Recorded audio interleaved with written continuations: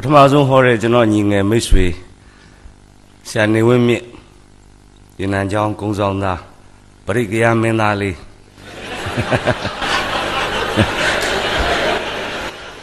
ကောင်းလိုက်တာဆူသွားတာရကြီးသူတွေရောမန်းတောင်လက်ရာတွေရောရုပ်သေးပွဲသွားရအောင်ပရိကယမင်းသားလေးကအဲ့ဓာတွေဆူသွားမှသဘင်ပညာရှင်ကြီးဥရွှေတောင်ညိုသားဘာဆိုမှန်းကိုမသိဘူးဆက်ပြီးနားထောင်လိုက်ပြန်တော့မကျူးကျွန်တော်ကခါရီသူ့ချစ်စနုံးနဲ့ရွှေကျူးလို့ခေါ်တယ်မကျူးကလည်းသူ့စာမျက်နှာတွေစာမျက်နှာ၅ခုပြသွားတယ်ကျွန်တော်လည်းမျက်စိကိုတော်တော်ကိုလဲသွားတယ်ကျွန်တော်ကျွတ်အိတ်မြင်ရမလားတဘာဝဘေးအန္တရာယ်လားအမျိုးသားအမျိုးသမီးဝါဒီလားအချစ်လားနောက်ဆုံးကြတော့မှ तू ကတပည့်ညိုကြပြရွတ်ပြီးအဲ့ဒါကိုအတန်ထည့်ပြီးတော့ဆရာဆိုပေးပါဆိုပြီးတော့အဲ့ဒါကျွန်တော်ထင်တယ် तू ကလုံးဝဒါပရဟိတစိတ်ဓာတ်အပြည့်ရှိတဲ့သူလို့ကျွန်တော်သတ်မှတ်လိုက်အဲ့တော့လေဟုတ်တယ်ဗျညနေကဟောညနေလားကျွန်တော်မျက်စိတွေလဲနေတဲ့ခါကျလဲပုံများဗျတကယ်ဖြစ်ပုံမင်းညကျွန်တော်တို့ဆရာဥဒိပအိမ်မှာကျွန်တော်တဲပါတယ်အဲ့မှာကျွန်တော်အိတ်ခမ်းကြီးရောင်ပြီးတော့ပြောတယ်ဆရာကြီးလို့ကျွန်တော်တို့ဖျောင်းနိုင်လေးသုံးနိုင်နဲ့မိကျစ်ဆောင်ပေးထားတကယ်လား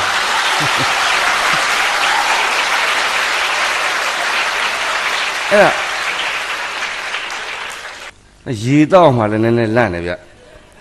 ခုနဒီခန်းဟောဒီဒေတာထဲမှာရေတော့ခွင့်မရှိဘူးဆိုပြီးတော့ပြောထားတာရှိတယ်ကဲအဲ့တော့မကျူးအပိယစကပြုတ်ထားတာလေးနဲ့ပဲစလိုက်ကြပါစို့နော်ကျက်တင်မင်္ဂလာရှိပါတယ်ဆရာကြီးမင်းတို့ကအဲ့ဒီကြပြာကို1938ခုဇန်နဝါရီလ4ရက်နေ့မှာရေးတာဗျ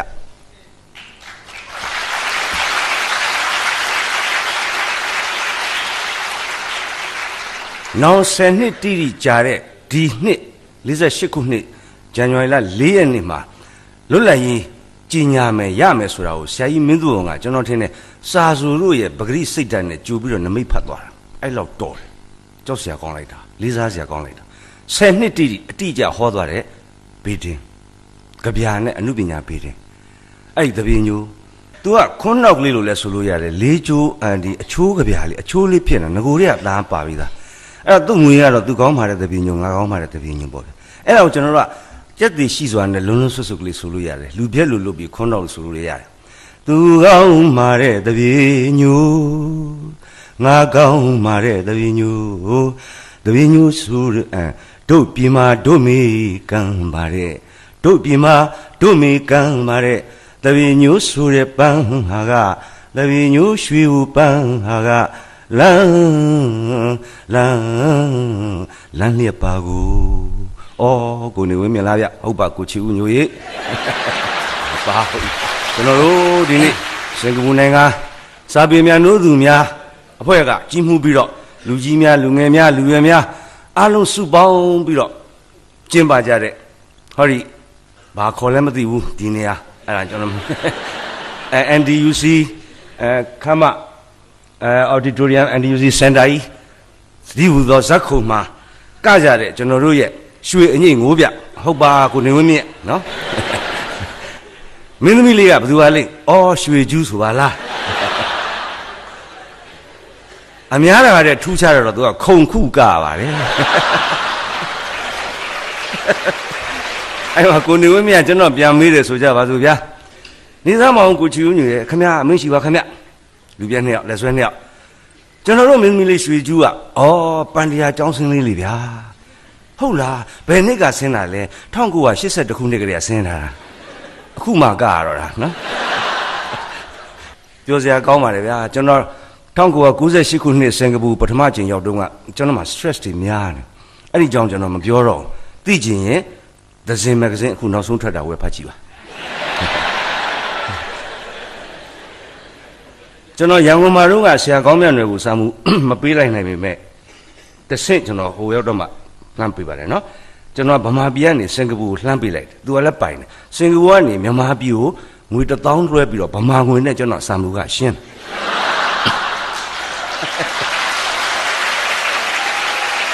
ဒါမှမရှိဘူးကျွန်တော်လက်ခံပါတယ် ဒါပေမဲ့အခုလိုလူသိရှင်ကြားThe Zin Success Magazine ကိုဖတ်ကြည့်ပါလို့ပြောတဲ့အတွက်တော့ကော်မရှင်ကကိုဒေါ်လာနဲ့ပေးရ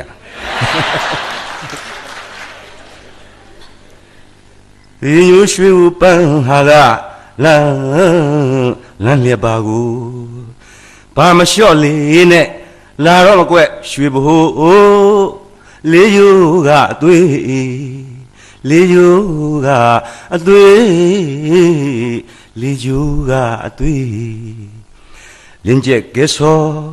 ကွင်းထက်မှတူပြောပြောနဲ့ပြီးတော့ရီရောမှန်းငါပရောင်နီမအောင်စီရွမ်းရအောင်တပည့်ညိုရွှေဘူးပန်းတပည့်ညိုရွှေဘူးပန်းရဲ့နဲ့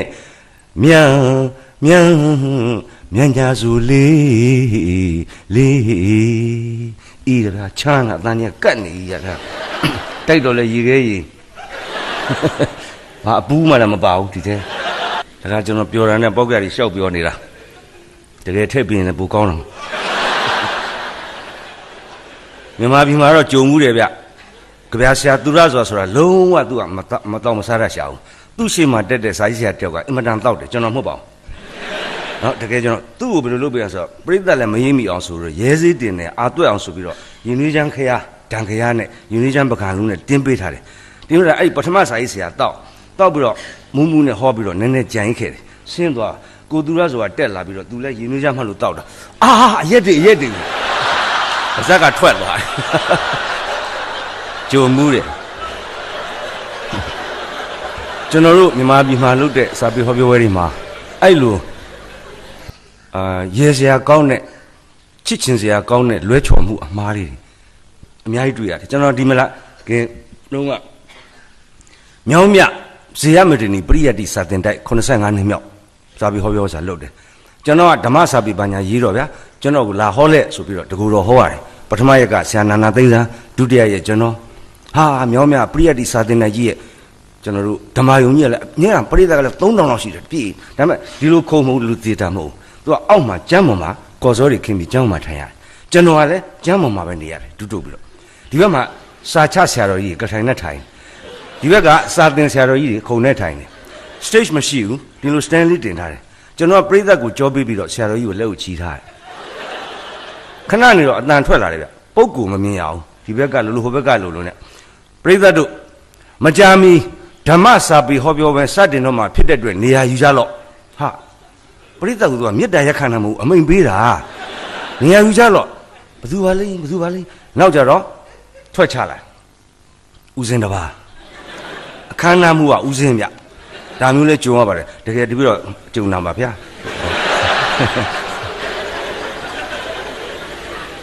မာရင်ရှင်ခွင့်လို့ပါဗျတောင်းမှပြီးဖြစ်တဲ့အတွက်ဆက်ပြီးမှားပါမယ်ဗျအဲ့မှာမိုက်ခရိုဖုန်းရှိလေရောက်ရောဗျာတခါတည်းဧကတိကိုဗျန်းကနေပတ်ချပြီးတော့ခုနဆရာကောင်းမြတ်တယ်လို့ပေါ့ကျွန်တော်အထုပ်ပတ်တီလေးသူရေးထားတာရှိတယ်ကူးထားတာအဲ့မှာဖတ်ပြီးတော့ယခုစာရေးဆရာချီဦးညိုကြီးထေရုပ်ပတ်တီကိုကျွန်တော်ဖတ်ကြတော့ဟာသူ့ဟာသူမှားပါအထုပ်ပတ်တီထေရုပ်ပတ်တီဆိုတာဆရာတော်ကြီးဒီမှာလိုရတဲ့ကိစ္စ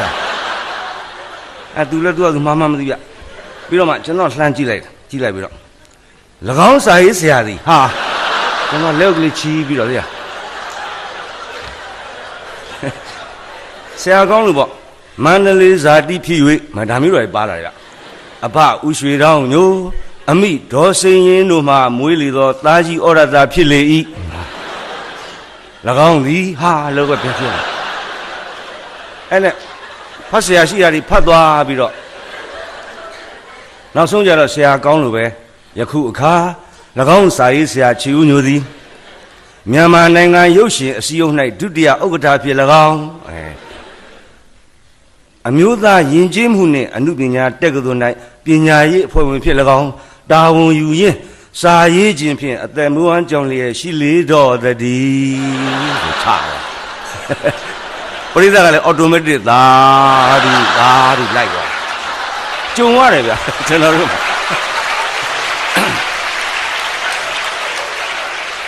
ကျွန်တော်လည်းဦးကြောင်ကြောင်ဖြစ်သွားတယ်ဗျဟာငါထုတ်ပတ်တီရောဟုတ်ရဲ့လားပြောရင်တော့ကျွန်တော်ထုတ်ပတ်တီထဲမှာ ဒီဖုန်းတော်ကြီးပညာသင်ကြားရေးကျောင်းချီဦးညိုဖောင်ဒေးရှင်းလည်းတခါမှလှူခဲ့တာမဟုတ်အဲ့ဒါမျိုးလဲကြုံရတယ်ဗျတခါသားကြတော့လဲမြို့ဝကျွန်းပေါ်ဒေသကြာပါပြီအဲ့ဒါတော့50နှစ်ရှိပါပြီဒီကျွန်တော်တို့ဟိုဘက်ကန်းကို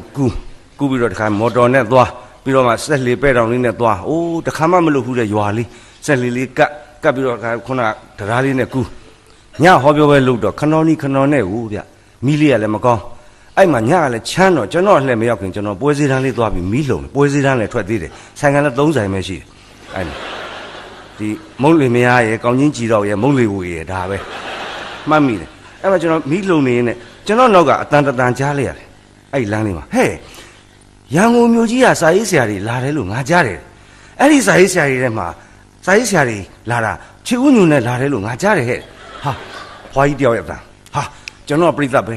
ဝမ်းသာရလှည့်ပြီးအဖွာချီဦးညူကျွန်တော်လေးဆရာကြည့်ပြီးတော့ဟာလူပါလား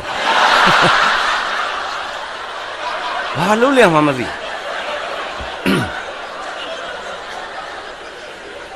အဖွာဘာဖြစ်လို့လဲလို့နောက်မှ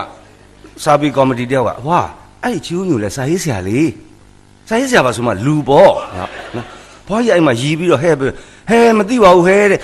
ရန်ကုန်ကစာရေးဆရာတွေငါတို့ရွာလေးကိုလာတယ်စာပေဟောပြောကြမယ်ချီဦးညိုနဲ့လာတယ်ဆိုတော့ငါချီဦးညိုဆိုတာမော်တော်အသိအောင်မေးတာစားတကယ်ကြုံရပါတယ်အဲ့ဒီအခုလိုအစင်နဲ့ရှိတဲ့ဒေတာကြီးမှာတခါမှလည်းမဟောဘူးပါဘူးတော်တော်ကောင်းတဲ့နေရာကြီးမှာအဲ့တော့ဟိုတစ်နှစ်ကမြို့တစ်မြို့ပေါ့ဗျာမြန်မာပြည်ပေါ့ဗျာမြို့တော့မပြောချင်တော့ပါဘူးအဲ့ဓမ္မယုံထဲမှာပဲဟောရတယ်အဲ့အဖွဲ့အစည်းနှစ်ခုကနေပြီးတော့ကြီးကြပ်ပြီးလှုပ်တာဟောရင်းနဲ့မိရပြက်သွားတော့လက်နက်ဓာမီနဲ့ကျွန်တော်ဝိုင်းထိုးကြတယ်ညံ့တာလေးတော့ပေါ်နေတာပေါ့အဲ့တော့မီခရိုဖုန်းကတော့မပြက်ဘူးပြသူတို့ဘာညာလှုပ်ထားတယ်အဲ့လူကမမြင်ရတော့ကြာတော့လေဒီစာရေးဆရာမျက်နှာဒီဓာတ်ခဲအကုန်ခံပြီးတော့ဘယ်လောက်ကြာထိုးမှာတော့ပိတ်ပလိုက်တယ်ဒါပေမဲ့ကော်မတီကအင်မတန်တေခနုပတ်တိကောင်းတယ်ဖျောင်းနိုင်2တိုင်ဒီဘက်တက်တယ်ဟာစိုက်ပေးတာအဲ့လိုကျွန်တော်တို့မှာဥရှင်ကြီးဖြစ်ရတာလည်းရှိတယ်အဲ့လိုမျိုးချုံပါအဲ့တော့ဟိုပြောဒီပြောနဲ့အချိန်ကြီးကုန်တော့မှာပဲကြုံရတာလေးကျွန်တော်ပြောပြတာပါအဲ့တော့ဆရာကြီးမင်းသူဝင်ရဲ့တပည့်ညိုကိုယူရတဲ့အခါကျတော့သူ့ရဲ့အကူလူလဲချစ်ဆရာတပည့်လဲဖြစ်တဲ့ဆရာဇော်ကြီးကျွန်တော်တို့ကဂုံမပြုတ်လို့မပြီးပါဘူးအခုစင်ကာပူမှာကျွန်တော်တို့အဖက်ဖက်ကယင်းဒီမြုံနှံပြီးတော့အောင်မြင်အောင်ကျင်းပနိုင်တဲ့ဟောပြောဝဲကြီးမှာဆရာဇော်ကြီးကိုကျွန်တော်ဂုံပြုချင်ပါတယ်ဆရာဇော်ကြီးနဲ့ဆရာမင်းသူဝန်ကျွန်တော်တို့ရဲ့ဆရာကြီး2ပါးဆရာတို့ရဲ့တပည့်သားမင်းဖြစ်တဲ့ကျွန်တော်တို့လေးတွေဟောဒီစင်ကာပူမှာဆရာတို့ရဲ့စားရင်းနဲ့လူလားမြောက်ပြီးတော့စာပေဟောပြောဝဲကျင်းပနေပါတယ်ကောင်းရာသူကတိဘုံကနေပြီးတော့ဆရာတို့ခေါင်းငုံကြည့်ပြီးတော့သာဓုခေါ်ပေးကြပါကျွန်တော်ဒီနေ့နေ့တိုင်းတယ်ပါတယ်ဆရာဇော်ကြီးရဲ့ကြဗျာ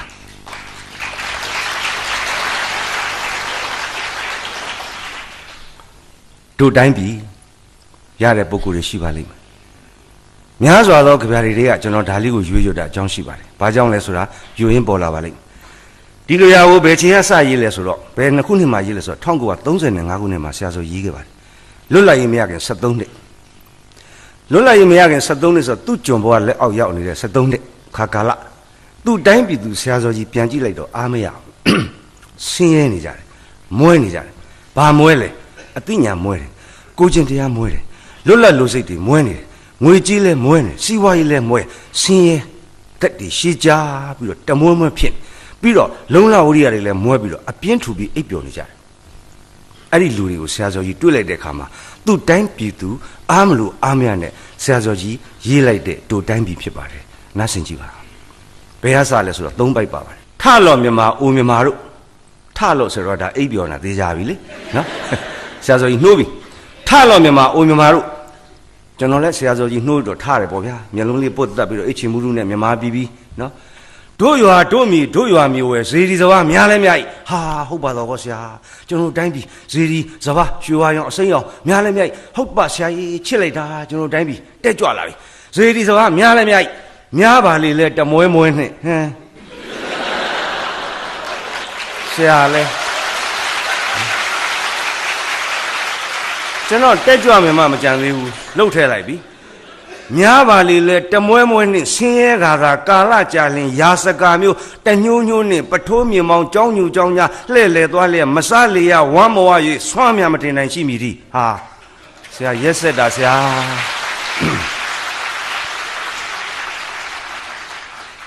ဇီဒီပထိုးတွေများစဘာတွေအဲ့လိုဆိုပြီးတော့မင်းတို့အဲ့လိုလုံးမတင်နဲ့ဆင်းရဲကာသာကာလကြာရာစကာမျိုးရာစကာဆိုဘာပြောတထောင်းစားကိုပြောတာဆရာစောကြီးဗျာတကယ်အင်မတန်ဆိုးနေတဲ့ပြင်းနေတဲ့မိကလေးတယောက်ကိုအဖိုးကငေါ့တယ်လို့ငေါ့တာရာစကာဆိုတာဘာလဲတထောင်းစားလက်ဖြန့်ခံတောင်းတာဟောပေးပါဦးဟာရလာပြီဟာစားပြီပေးပါဦးဟာရလာပြီစားပြီပေးပါဦးဟာဒီလက်ထည့်တယ်ဗျဒီလက်ထည့်တယ်ဗျနော်လောကကြီးမှာလက်ပိုင်ရှင်2မျိုးလူ2မျိုးပဲရှိပါတယ်တစ်မျိုးကဖြန့်ထားသောလက်ပိုင်ရှင်တစ်မျိုးကဒီလိုပေးတဲ့လက်ပိုင်ရှင် giver နဲ့ taker 2မျိုးပဲရှိပါတယ်ပြန်ကြည့်လေအဲ့ဒီရာစကာမျိုးကြတော့ပေးပါအောင်ထဲတယ်ပေးပါအောင်စားနောက်ကြတော့ဒီမှာလဲပြည့်လာပြီဟိုမှာလဲထားဒီမှာလဲထားဆိုပိုင်ဆိုင်မှုတွေကများပါရဲ့လောကဓမ္မရာတိတ်များသွားတဲ့ခါကျတော့နိယာမတိုင်းလေးသွားတာပေါ့ဗျာလေးတဲ့ຢာတွေကအောက်ကိုကျတာပေါ့ဗျာဘယ်ထိကျလဲဆိုတော့နောက်ဆုံးအဝီစီထိကျသွားတာဒါသဘာဝနိယာမဒီကျွန်တော်တို့ giver တွေကတော့ပေးတဲ့သူတွေကတော့အကြံဉာဏ်ပေးမယ်စီစဉ်ဥစ္စာပေးမယ်အထောက်အကူပေးမယ်ပညာပေးမယ်တတ်နိုင်သလောက်လောကကြီးကိုပေးနေတယ်အဲ့ဒီပေးတဲ့လက်ပိုင်ရှင်တွေကတော့ပေးလို့မကပေးလို့အားကြီးတဲ့ခါကျသူတို့မှဘာမှမရှိတော့ဒါပေမဲ့ရှိလာတယ်လည်းထပ်ပေးတယ်ရှိလာလည်းထပ်ပေးတယ်လောကမှာတတ္တဝါများအများကြီးပေါ်မှာအပေးနိုင်ဆုံးပုဂ္ဂိုလ်ကတော့အလုံးတည်တယ်ဘုရားရှင်ကိုယ်တော်မြတ်ပါပဲစုပုံတာပဲသူ့ကိုလှူလိုက်ကြတယ်တခုမှလည်းပိုင်ဆိုင်မှုမထားဘူးအဲ့တော့ပေါ်ပြီးတော့တက်သွားတာဘယ်ထိလဲနိဗ္ဗာန်ထိပြီးသွားရောကိစ္စပြတ်သွားဆရာစောကြီးပြောတဲ့ရာစကာမျိုးဆင်းရဲကာသာကာလကြာလင်ရာစကာမျိုးတညှိုးညှိုးနဲ့ပထိုးမြေမောင်ကြောင်းကျူကြောင်းညာလှဲ့လေသွားလျက်မစားလေရဝမ်းမဝ၍ဆွမ်းမြမတင်နိုင်ရှိမိသည်ဟာဆရာရက်ဆက်တာနှိုးတော့ကနှိုးပြီးအဲ့လိုနေရင်အုပ်တာမကောင်းဘူးဆရာတော်ပြီဆရာမြန်မာပြီးပြန်အိတ်မယ်နော်ပြန်အိတ်လိုက်မရဘူးဒုတိယပိုက်ဆက်နှိုးတယ်ထလို့မြန်မာအိုမြန်မာတို့ဟာထားပြန်ပြီတို့ရွာတို့မြေတို့ရွာမြေဝဲရေချိုတောက်ရံမြစ်ချောင်းကန်နှင့်သီးနှံချိုပြများလဲမြိုက်ဟာ natural resources ဟုတ်ပါတော့ဆရာရေချိုရင်ငံရှိတယ်ရာသီဥတုຫນွေမိုးဆောင်ရှိတယ်ဘယ်နေရာဘာတူးမလဲဘာဆိုင်မလဲအကုန်ထွက်တယ်ပေါ်လိုက်ကျွေလိုက်တာဆရာဆိုအဲ့ဒါညွှန်ပြရေချိုတောက်ရံမြစ်ချောင်းကန်နှင့်သီးနှံချိုပြများလဲမြိုက်ကြည်စမ်းကျွန်တော်တိုင်းပြီအခုမိတ်ဆွေများရှိနေတဲ့စင်ကာပူတနာစရာသိကောင်းတာဘာမှမထွက်ရှာစင်ကာပူကဘာထွက်လဲလူပဲထွက်တယ်နော်အဲ့ဒီလူကိုပညာနဲ့ပေါင်းပလိုက်တယ်သူက resources ပြအောင်လုပ်ပလိုက်တယ်တနာကိုသိကောင်းတယ်စင်ကာပူကရာသီဥတုဆိုလဲတစ်မျိုးပဲရှိကြတယ်ဘာမှသူတို့များနော်အခုတော့မှတစ်ပင်လေးပါလေးကအခုမလေးရှားကနေပြီးတော့လှုပ်လိုက်ဆိုသူရေပြဿနာတဲအောင်ပဲနော်အဖက်ဖက်ကတနာစရာကောင်းတယ်ဒါမို့တနာလို့ကျွန်တော်တို့စီကအကောင်လေးကောင်မလေးတွေလာပြီးတော့အလုပ်လုပ်ပေး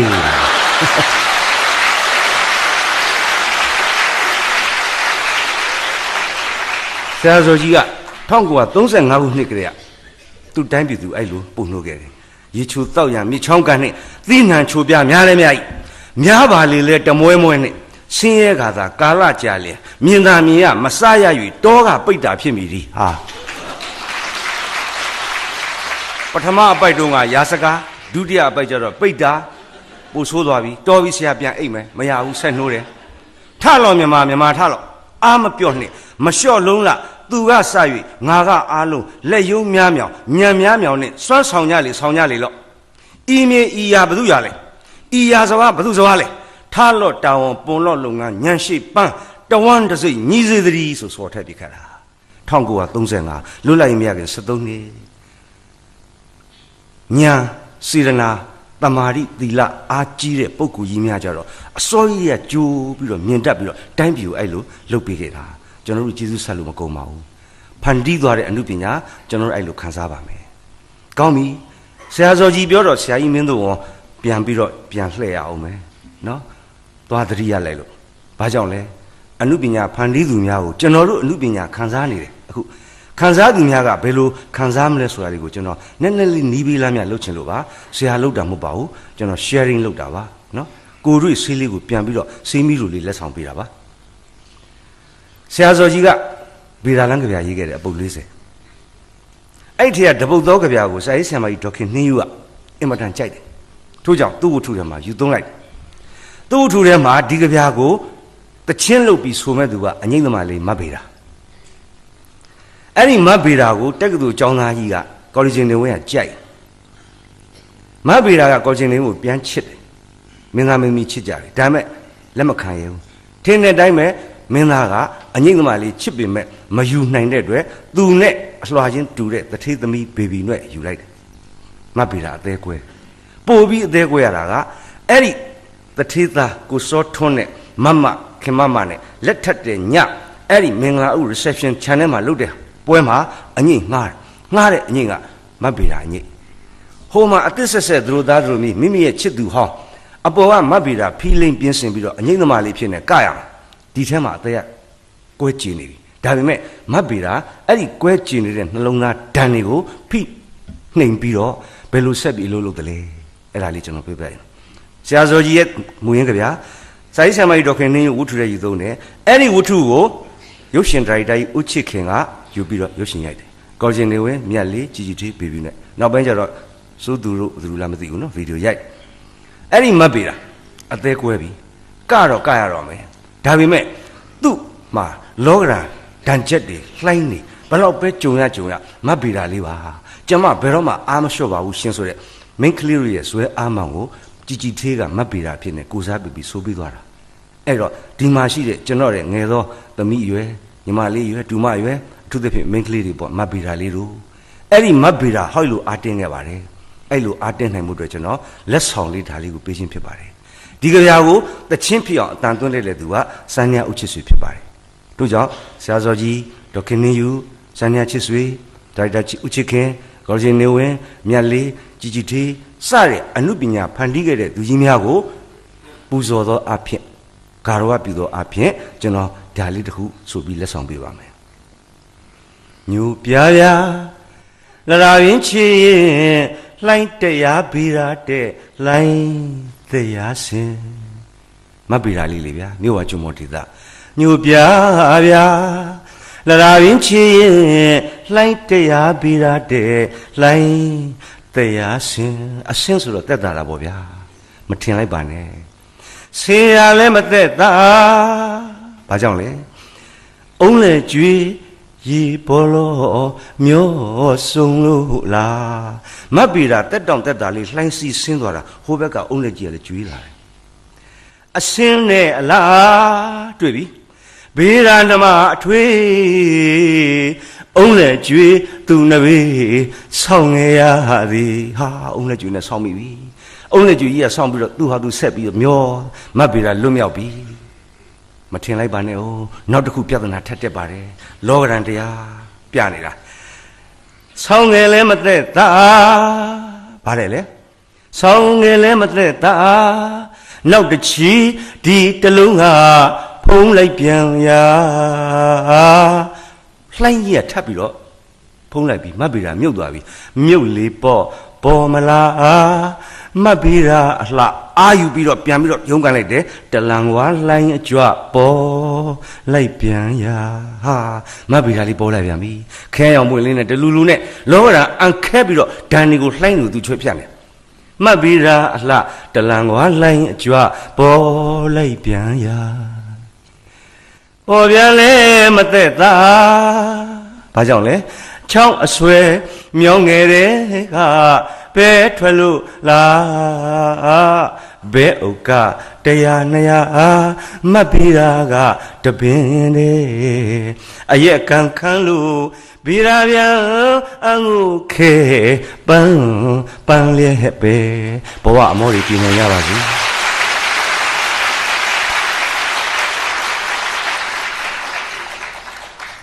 ဒီမလာခင်ဟိုဘက်လာတဲ့တုန်းကရန်ကုန်ပေါက်ထော်ကျွန်တော်တို့တိုက်ပွဲဝင်စီယုံရေးတင်နန်းဆိုတာရှိပါတယ်အဲ့ဒီမှာတိုက်စီးကသူတို့အရာရှိတွေကိုကျွန်တော်တို့လည်းသွားပြီးတော့အဲ့လိုစာပေကိစ္စအမှုပညာကိစ္စသွားဟောတယ်ဟောရင်းနဲ့ကျွန်တော်ကကြပြာလေးတွေအကြောင်းပြောရင်းနဲ့ဒီမတ်ပေတာတခြင်းလေးကိုအဲ့ဒီမှာကျွန်တော်ဆိုပြလိုက်တယ်အဲ့ပြီးတော့ရှေ့မှာထိုင်းနေတဲ့တင်နန်းမှုဒုဘူမှုကြီးနာမည်တော့မေ့သွားပြီထိုင်းမျက်ရည်တွေဝဲကျွန်တော်ကော်လေဂျနေဝင်းကိုအမြင်ကတ်လိုက်တာဆရာခ ခံစားသွားတယ်အနုပညာဖန်တီးသူအနုပညာခံစားသူဖန်တီးသူကအဲ့လိုဖန်တီးတဲ့ခါမှာကျွန်တော်တို့ကအဲ့လိုလေးခံစားပေးမှကျွန်တော်တို့နှလုံးသားအားတွေလည်းပိုကောင်းလာတယ်ကျွန်တော်တို့အုံနောက်အားတွေလည်းပိုကောင်းလာတယ်တနည်းအားဖြင့်ကျွန်တော်တို့ရဲ့အလှခံစားနိုင်သောနှလုံးသားအမှားအမှားကိုဝေဟလာခွဲနိုင်သောအုံနောက်အတိတရားဒါတွေပိုအားတက်နေအောင်ကျွန်တော်တို့ခံစားမှုအားတွေမြင့်ပေးရမယ်ဘာလို့ဆိုဖန်တီးတဲ့သူတွေကအတိအကျဖန်တီးထားတာစေရနာအားကြီးတွေအနုပညာအားကြီးတွေအမျိုးဘာသာသာသနာမှာချစ်စိတ်ကြီးတွေနဲ့သူတို့ဖန်တီးပေးကြတာအဲ့ဒီပေါ်မှာကျွန်တော်တို့ကဖြော်ပြရေးတက်တက်ကလေးနဲ့ပဲနားထောင်လိုက်မယ်ဆိုရင်တော့ကျွန်တော်တို့တောင်းမကြည့်ဘူးဖန်တီးသူများတောင်းကြည့်သလိုကျွန်တော်တို့ခံစားသူများလည်းတောင်းကြည့်အပ်ပါတယ်ဒါမှသာလျှင်အပေးယူမျှသွားပါလိမ့်မယ်ဒီစကားကျွန်တော်ဘာကြောင့်ပြောလဲဆိုတော့တခုနားထောင်ကြည့်ကြအောင်ကျွန်တော်တို့ဒါကျွန်တော်ကိုယ်လေးမဟုတ်ပါဘူးဒီနေ့အသက်86နှစ်ရှိပြီဖြစ်တဲ့ဘဘဘူလေးတင်အောင်ပြောပြဟဲ့ကောင်နဲ့ချီဦးညူကျွန်တော်ဘယ်လိုပြောလို့ရှိလဲဆိုတော့ဟိုတခါအမျိုးသားဆိုင်ဦးနဲ့တွေ့တော့ဟဲ့အောင်မင်းတော်လာအောင်ကွာအကိုကြီးဦးမင်းတော်ထိုင်မောင်မောင်ကြီးလာအောင်ကွာသူ့တပည့်တွေကိုပြဆူတော်ကြီးတွေဟဲ့ထားမီတင်းနေလက်ဒီမှာထိုင်အောင်နဲ့ဟာခင်မောင်လာပြူလာခဲ့ဟာထိုင်ညဟဲ့အောင်ချီဦးညူမင်းအမခဏနေဟုတ်ကဲ့ဘောဘာပြောမလဲအောင်မင်းတော်နဲ့မောင်မောင်ကြီးတဲ့မင်းတို့ကအဆူတော်တွေကွာဒီကောင်ကအတော်ဆိုကျွန်တော်ကိုချီဦးညူဒီကောင်ကအဆိုးတော်မဟုတ်ဘူးတဲ့အတော်ဆိုးတဲ့ကျွန်တော်ဆိုးနာပဲတဲ့အမြဲတမ်းသိတာနော်အဲ့လိုကျွန်တော်ချစ်တဲ့ဘဘဘူလေးတရားမင်းမမှီဘူးကွာငါပြောပြအောင်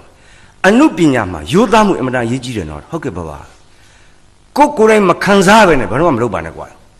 ကျွန်တော်ညီမလေးဆရာမမကျူရိုးသားတယ် तू ဘယ်လို့မှမခုံတော့မလာတော့မရွေးဘူး तू ခုဓာတ်တယ်ဓာတ်ပူလာ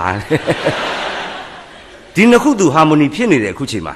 အဲ့ဒီပေါ်မှာပေါင်းပြီးတော့ तू ရိုးသားစွာရေးတာကျွန်တော်တငယ်ချင်းကိုနေဝင်းမြင့်ရိုးသားမှုနဲ့ရေးတာ तू မကျွမ်းကျင်တာ तू မရေးဘူး तू မခံစားရတာ तू မရေးဘူးရှင်းလာပါလိမ့်မယ်ကျွန်တော်ဆက်ပြောမယ်ရိုးသားမှုသိရေးကြီးတယ်ကွာဟုတ်ကဲ့ဘဘဆက်ပြောပါတယ်ဥပမာငါတခုပြောမယ်1952 53လောက်တုန်းကထိုချိန်ကနိုင်ငံတော်အစိုးရကပြည်တော်သာစီမံကိန်းဆိုတာလုပ်တယ်ကွာဟုတ်ကဲ့အဲ့ဒီပြည်တော်သာစီမံကိန်းအောင်မြင်ရတဲ့ဆိုပြီးတော့တချင်းရေးဆရာတွေတချင်းရေးခိုင်းတယ်ကွာရေးခဲ့တဲ့တချင်းတွေမှာငါတချင်းကိုရွေးလိုက်တယ်ကွာဟာကောင်းလိုက်တာဘဘရဲ့ငါတချင်းရွှေတစိမ့်ရတယ်ကွာဟာကောင်းလိုက်တာငါတချင်းဓာတ်ပြားသွင်းတယ်တပီလုံးမှာတခါတည်းသိန်းသန်းပြတ်ပြီးတော့ထွက်သွားတယ်ငါလည်းတအားနာမည်ကြီးသွားတယ်ကောင်းလိုက်တာဘဘရဲ့အဲ့ဒီတချင်းကျွန်တော်နားမထောင်ဘူးလို့ပါရစေမပေါ့ကွာမောင်ကိုသူညီဂီတလို့လေစမ်းနေလို့စမ်းကွာဟောတင်းလှုပ်လိုက်ပြီးတော့အတော်မိနေဆိုအခုလေးဘယ်ရတော့ဒီလိုကွာပါဇက်ကချပြီးအသွေးအင်္ဂရီအသားအုံမြေပြည်တော်သာမဟုတ်ဦးစီတို့ခြိတက်ခါလန်းမြတ်ညာပါစို့လေးဘာညာဆိုလိုက်ဟောတဲ့နဲ့လို့ပြီးတော့တခါထပ်ပြီးတော့အသွေးအင်္ဂရီအသားအုံမြေပြည်တော်သာမဟုတ်ဦးစီတို့ခြိတက်ခါလန်းမြတ်ညာပါစို့လေးတဲ့နဲ့ဘာမှ80လေနေသားမောင်ကွာအသွေးအင်္ဂရီအသားဟာဟောလဲထွက်ငါမေ့သွားပြီကွာဟဲ့ရွှေတစိမ့်ရဆိုကျွန်တော်တပီလုံးသိမ့်နဲ့တန်းနဲ့ပြန့်ထွက်သွားတယ်ဆိုမောင်ကိုမင်းမှတ်မိသေးလားကွာသူညီဂီတလို့လေလူနဲ့ကျွန်တော်လည်းမေ့သွားပြီကိုလေးဒုက္ခပါပဲကွာမြမအတန်ဘိဒကတိုက်လှမ်းမိကြည့်စမ်းထိမ့်သိမ့်ထားမှာပေါ့ပြီးတော့သာတချင်းကြီးပဲအမြတ်တနိုးထိမ့်သိမ့်ထားတယ်တစ်ချက်မှမရှိတော့အဲ့ဒါနဲ့ချီဦးညိုတဲ့ရလိုက်တဲ့တိလိုက်တဲ့ခင်မှီလိုက်တဲ့သူတွေရအောင်မှာဆိုငါဖုန်းတွေဆက်ပြီးလက်လှမ်းမိတော့အကုန်မေးတယ်တယောက်မှမရတော့ဘူးကွာဟာဟုတ်လားဘောကဘယ်လိုဖြစ်တာလဲအေးဘယ်လိုဖြစ်တယ်ဆိုတာငါရှင်းပြမယ်မင်းဆက်နားထောင်အဲ့ဒီကာလတုန်းကမန္တလေးကတချင်းဆရာကြီးတယောက်ကတချင်းဆရာကလေးအိတ်ထဲထည့်ပြီးယူလာတယ်နှုတ်စီလည်းပါတယ်ငါတို့စီမှာညီးပြတယ်ငါတို့ကကြည့်ဟာဆရာတချင်းကြီးကပြည်တော်သာစီမံကိန်းကိုရေးခိုင်းပါတယ်ဆိုမှဆရာဘာတွေလျှောက်ရေးလာတာတော့ဖြစ်မယ်မထင်ပါဘူးဆရာရဲ့ဘယ်နဲ့ကဘာညာပြောတော့ तू ကတချင်းဆရာကလေးပြန်ထည့်ပြီးကုတ်ချုံချုံနဲ့ပြန်သွားရှာတယ်အဲ့ဒီဆရာကြီးကဘာလို့လဲမင်းတို့သိပါတယ်ကွာတဲ့ပြောလိုက်ရင်1955ခုနှစ်မှာကွယ်လွန်သွားရှာတယ်ကွာသူ့အသက်အဲ့တော့49 48ပဲရှိသေးတယ်အုတ်ကားနောက်မှာခေါင်းရောဟာဆရာမျိုးမကြီးအဲ့တော့ဆရာမျိုးမကြီးရေးလာခဲ့တာဘာချင်းလဲရင်အေးငါတို့ကအဲ့လိုပြောလိုက်လို့သူရေးလာပြီးတော့အိတ်ထဲပြန်ထည့်သွားတယ်အဲ့ဒီသချင်းလေးဟာအခုချိန်မှာတပီလုံးပြန်သားပြီးတော့အခုထိအောင်ကန်တဝင်ဖြစ်နေတယ်ကွာသူတည်သွားတာကြားလာပြီငါဘူးလေးတင်အောင်86နှစ်တက်ရှိထင်ရှားငါသချင်းသေးတာကြားလာပြီဟောဆိုငါမရိုးသားလို့ကွာဟုတ်ကဲ့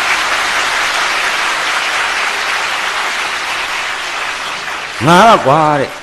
ပြောပြရစီတော့အဲ့လိုပြန်ပြောတာကွာဘဘဘူးလေးတင်အောင်ဘလောက်ရိုးသားလဲဆိုတာပြန်ပေါ်တယ်နော်အဲ့ဒါဆောင်းမလဲပြန်ရေးပါတယ်သူ့အဖြစ်သူ confession အကုန်ပြန်လုပ်တာ ငါမျိုးသားခဲ့ဘူးကွာငါကရွှေစိတ်လိုချင်တယ်ငါပထမလိုချင်တယ်နာမည်ကြီးရင်တဲ့တွေ့အဲ့ဒီပြည်တော်သားစီမံကိန်းထဲမှာဘာတွေထည့်ရမလဲဆိုစာအုပ်တွေဖတ်ပြီးတော့အဲ့ဒီထက်ကစကလုံးတွေငါအတုံးလိုက်တိလိုက်အကုန်ပြုတ်ထည့်တာကွာရပြီပေါ့ကွာတဲ့ငါတဲ့ဒါမဲ့မောင်တဲ့ငါတို့အဲ့လိုပြောလိုက်လို့စာရွက်ကလေးသိမ့်ပြီးတော့1955မှာဆုံးပြီးတော့အဲ့ဒီသွားတဲ့ပုဂ္ဂိုလ်ရဲ့တခြင်းကအခုထီအောင်အသက်ရှင်နေတယ်လူသေးသွားပြီမဲ့ဘာဘသူလုံးဘာချင်းလုံးမြို့မှာညင်လေကွာမြို့မှာညင်ဘယ်တချင်းလုံးဘာနားထောင်ကြည့်ကြရအောင်မြို့မှာညင်ဘလောက်ချစ်စရာကောင်းလဲဘလောက်ညံကြီးသလဲအမှုပညာဖန်တီးသူတယောက်နေတယ်ဘလောက်တာဝန်ကြီးသလဲ future prospect ဘလောက်ထိရှိသလဲဆိုတာမြို့မှာညင်တချင်းလေးကကျွန်တော်တို့ခန်းစားကြည့်ရအောင်ဘာချင်းပါလဲရှူမဆုံးတော့သည်စိမ့်လက်လဲနှစ်စင်လေဝင်းတွေကတမျောတခေါ်ဆိုပြေလွင်ရိတ်သိမ့်ကြီးဆိုပြန်လျင်ဝိမဲ့ရွှေစိန်ဤလိုပင်စဘာအနှံတွေနဲ့အသီးတွေတမ်းများအောင်မြင်ပထမတပိုက်ပဲရှိသေးတယ်အတုံးလိုက်တက်လိုက်တခုမှမပါဘူးအင်မတန်လှလှပပဖွဲ့သွားတယ်ရှုမဆုံးတော့တဲ့စိမ့်လဲလဲလေကွင်းတွေညှို့ပြီးတော့အမလေးပန်နိုရာမာချစ်စရာကောင်းတယ်ကျွန်တော်တိုင်းပြီတမျောတခေါ်ရိတ်သိမ့်ကြီးဝိမဲ့ဟာရွှေရောင်အစိမ်းရောင်စဘာအနှံတွေနဲ့အသီးဒါကဘာပြောလဲကျွန်တော်တို့တိုင်းပြည်ကျွန်တော်တို့လူမျိုးလူဖွဲ့စည်းတစ်ခုရဲ့အရေးကြီးသောပဓာနအင်အားကြီးတစ်ခုပြောလိုက်တယ်။ဘာလဲလေသမားတနည်းအားဖြင့်ကျွန်တော်တို့စိုက်ပျိုးရေး agriculture cultivation ဒါကိုပြောတယ်။လေသမားအကြောင်းပြောတယ်အတုံးလိုက်တိလိုက်မပါဘူး။ဒီနေ့ခေတ်စားနေတဲ့စကားလုံးနဲ့ globalization စကားလုံးနဲ့ပြောမယ်ဆိုရင်ဒါဟာ first wave ပထမလှိုင်းကိုမြို့မှန်ကြီးပြောသွားတယ်လူဖွဲ့စည်းရဲ့ပထမလှိုင်းဆက်ပြောတယ်မနဲ့ခင်းစိတ်ရွှင်လမ်းကြစီဆွဲငင်ဥဩတန်တွေ့နာပြောကြည်လင်လုပ်ငန်းကိုကိုစီဝဲဆက်ယုံကြည်ငယ်ရတွင်ကြီးရတခွင်းကအယောင်းဝယ်ဆုံးဆန်းသာစီပင်ဒုတိယပိုက်ကြဘာဆက်ပြောလဲစက်မှုလက်မှု industrialization trade ကိုပြောသွားတယ်တနည်းအားဖြင့် second wave လူဖွဲ့စည်းတစ်ဆင့်တက်ပြီမြို့မှကြီးပြီးတော့ဘာဆက်ပြောလဲလူချွန်လူကောင်းများတို့ပေါင်းစုအားတွင်ချွန်နဲ့ဆိုတာ sharp ဖြစ်တာ bright ဖြစ်တာ intelligent ဖြစ်တာ intellectual ဖြစ်တာချွန်နဲ့သူမှသာလင်ထိုးပေါက်နိုင်တာပေါ့အတုံးကြီးနဲ့ဖောက်ဘယ်တော့မှမပေါက်ရှင်းရှင်းလေးအဲ့တော့အဲ့ဒီပညာနဲ့ဆိုင်တဲ့သူကိုဆရာမျိုးမင်းကလူချွန်းလို့နာမည်ပေးလိုက်တယ်ဒီဘက်ကျတော့လူကောင်းဘာလဲအကျင့်သီလကောင်းတာကိုကျင့်တရားကောင်းတာခံယူချက်ကောင်းတာသူများကိုကူညီခြင်းတာအနစ်နာခံတတ်တဲ့စိတ်အကောင်းမြင်တဲ့စိတ်ဖွင့်ထားသောစိတ်နော်ခုနကိုယ့်အတွက်အခွင့်အရေးမယူတဲ့စိတ်အဲ့ဒါလူကောင်းအဲ့ဒီခြုံရင်းနဲ့ကောင်းခြင်းဒါကိုပါဠိလိုပြောမယ်ဆိုရင်ခြုံတယ်ဆိုတာဝိဇ္ဇာကောင်းခြင်းဆိုတာစရဏဝိဇ္ဇာစရဏသမ္မာနောမြတ်စွာဘုရားကုံတော်တတ္တရကုံတော်ပါတယ်ဗျမြို့မကြီးကထိရနေယူပြီးတော့လူခြုံလူကောင်းတွဲလိုက်တာလူခြုံလူကောင်းများတို့ပေါင်းစုအားတွင်လူခြုံလူကောင်းတယောက်တည်းမလို့ခြင်းပါဘူးတဲ့ပေါင်းစုအားမြို့မမိတ်ဆွေတွေကိုကြည်ညိုစွာမြင်လိုက်ခြင်းဆိုတဲ့ကွာမမြင်ရသေးဘူးဆိုတာသိတာတယ်ဒီမှာကြည်ညိုစွာမြင်လိုက်ခြင်းဗမာသားကောင်းများကိုအဆိုအတိအမှုနဲ့ပင်ယိုသေးခင်မင်းအားတဲ့အလေးပြုလျက်ပဲစဉ်နောက်တစ်ပိုက်ဆက်လာတယ်တိုင်းပြည်ရဲ့အရေးကြီးတဲ့ကဏ္ဍတွေမြို့မှကြီးလှလှပပပြောပြနေတယ်နော်ကစားခုံလွှားစွာအားပဲတွင်ဟာဒီနေ့လိုဘောလုံးမွေးတွေခေတ်စားနိုင်မြမြို့မှကြီးသိရင်လောင်းကြီးတောင်ထည့်ရေးမလားမသိနော်ကစားခုံလွှားစွာအားပဲတွင်စံရင်ရင်မောင်းတန်းလိုက်လို့ရှင်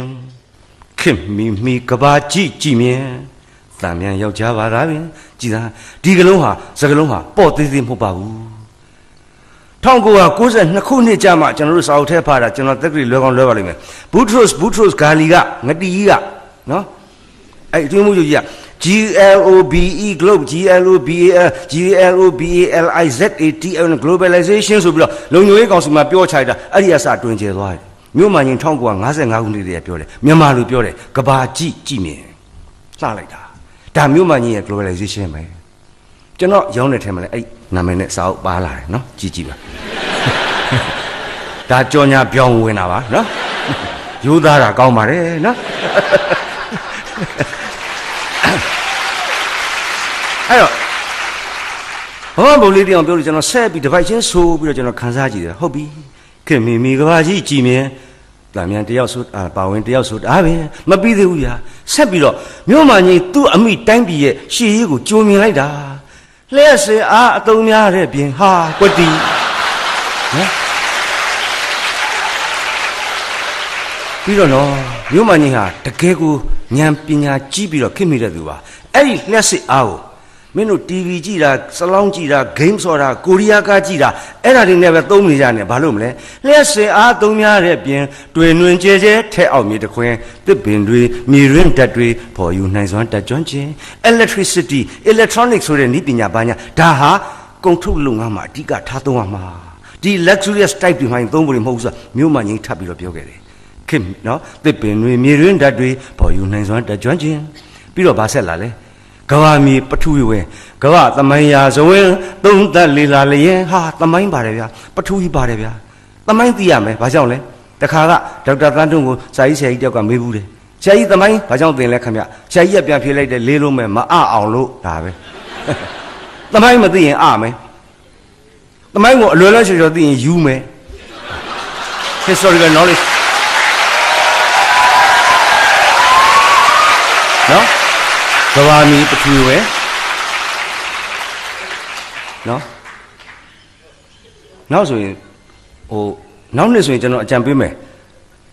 အမျိုးသားတွေကစာရေးဆရာဆိုင်ခန်းလိုက်အမျိုးသမီးတွေကစာရေးဆရာမှာစိုးမြတ်သူစားသူတို့လည်းဝတ္ထုတွေရေးထားတာလေသူတို့လာရင်သူတို့ကစာပေတွေကိုအပီဟောလိမ့်မယ်ကျွန်တော်တို့လာလို့အခုတချင်းတွေဆိုပြတယ်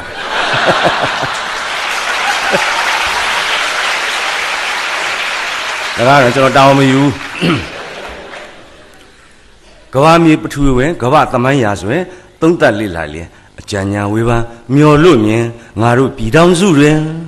နောက်တစ်ပိုက်မြို့မှကြီးဆက်ပြောပြီးအားကစားပါတယ်ဗျာလျှက်စိတ်ကိစ္စပါတယ်ဗျာစက်မှုလက်မှုလေယာတွေပါပြီးတဲ့နောက်မှာမြို့မှကြီးပါဆက်ပြောလဲဆရာဝန်ပညာတွေကိုသင်ကြည်စားတိုင်းပြည်မှာကျမ်းမာရေးကဏ္ဍဆက်ပြောပြန်ပြီခေရောရှေမီသမားတော်များပင်MBBS FRC ဒူတွေမဟုတ်ပါဘူးတဲ့နော်သွေးလွန်တုတ်ကွေးနဲ့ဟိုဟာနဲ့မှားပြီးတော့ဆေးရုံကြီးအဲ့လိုလိုဒါမျိုးလည်းမဟုတ်ပါဘူး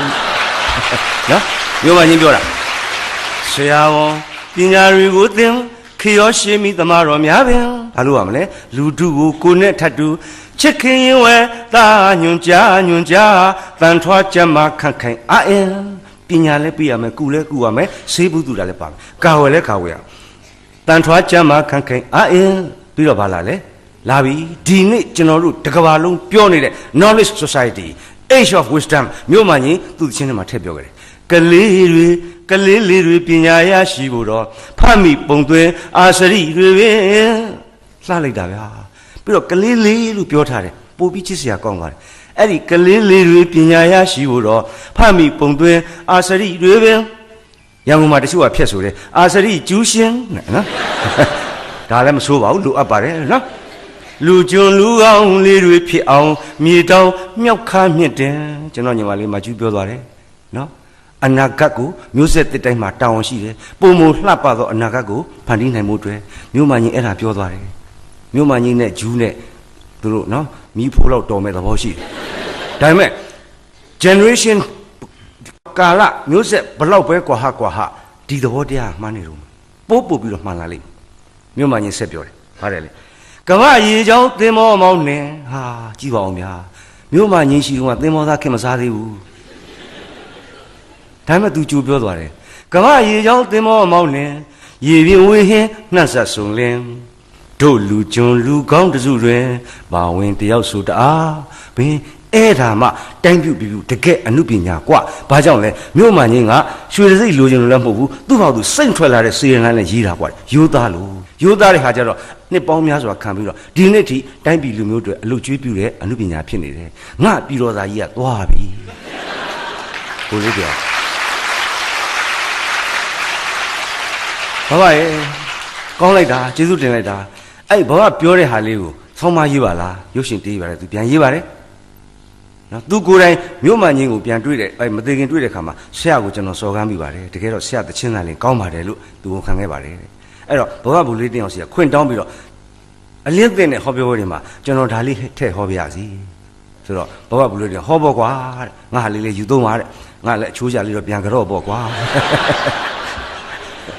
ခုနကကျွန်တော်ညီတော်မောင်ဆရာနေဝင်းမြင့်ကျေးဇူးတင်တယ်အခုရောက်လာတဲ့သုံးအောင်ထဲမှာကျွန်တော်အသက်ကြီးဆုံးပါကျူးတယ်ကျွန်တော်2နှစ်ကြီးပါတယ်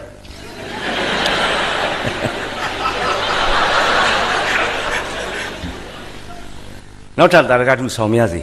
အလွန်စိတ်ဝင်စားစရာကောင်းပြီးတော့အလွန်ချစ်စရာကောင်းပြီးတော့ရတ္တတွေစုံလို့ပါတ ခုကျွန်တော်အရင်ပြောပြ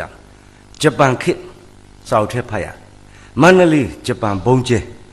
မန္တလေးမြို့သူမြို့သားတွေမနေရတော့စကိုင်းတောင်ကိုပြေးရတယ်ဘုံရှောင်စကိုင်းကြောင်စကိုင်းဆိုတာဟာကျွန်တော်တို့ဟောဒီမှာကျွန်တော်တို့ရဲ့ဆရာမကြီးစာရေးဆရာမကြီးဒေါခင်ဆွေဦးမမဦးရောက်နေပါတယ်ခင်ဗျာမမကြီးကျေးဇူးပြုပြီးတော့မယူသေးမတက်ရပေးပါခင်ဗျာဆရာမကြီးစာရေးဆရာမကြီးဒေါခင်ဆွေဦးပါခင်ဗျာ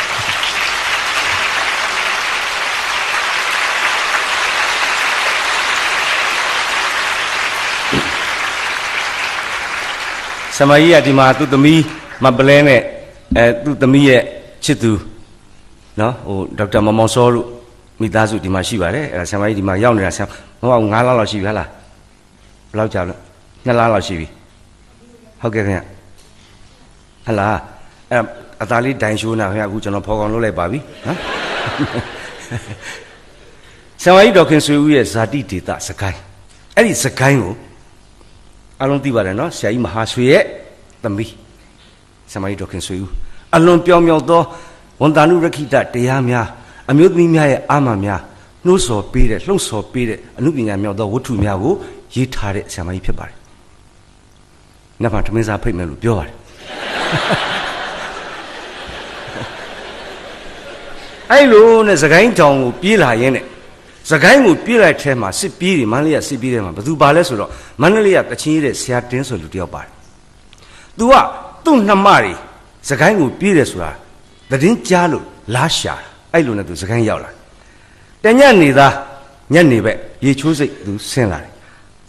စွတ်ကြဲလေးနဲ့တပည့်ပိုင်းလေးရေချိုးမယ် sorry စကိုင်းညနေလေးတော့တိတ်လှဒိုင်ပင်ထိုးတဲ့သူနဲ့ဟိုလျှော်တဲ့သူနဲ့ရေချိုးနေရေကူးနာကလေးတွေရောမိန်းကလေးတွေရောကာလာသားတွေရောတာယာလှပါတယ်အဲ့ဒီစကိုင်းညနေခင်းလေးကြည်ပြီးတော့ဆရာတင်ကစိတ်ကူးလေးရင်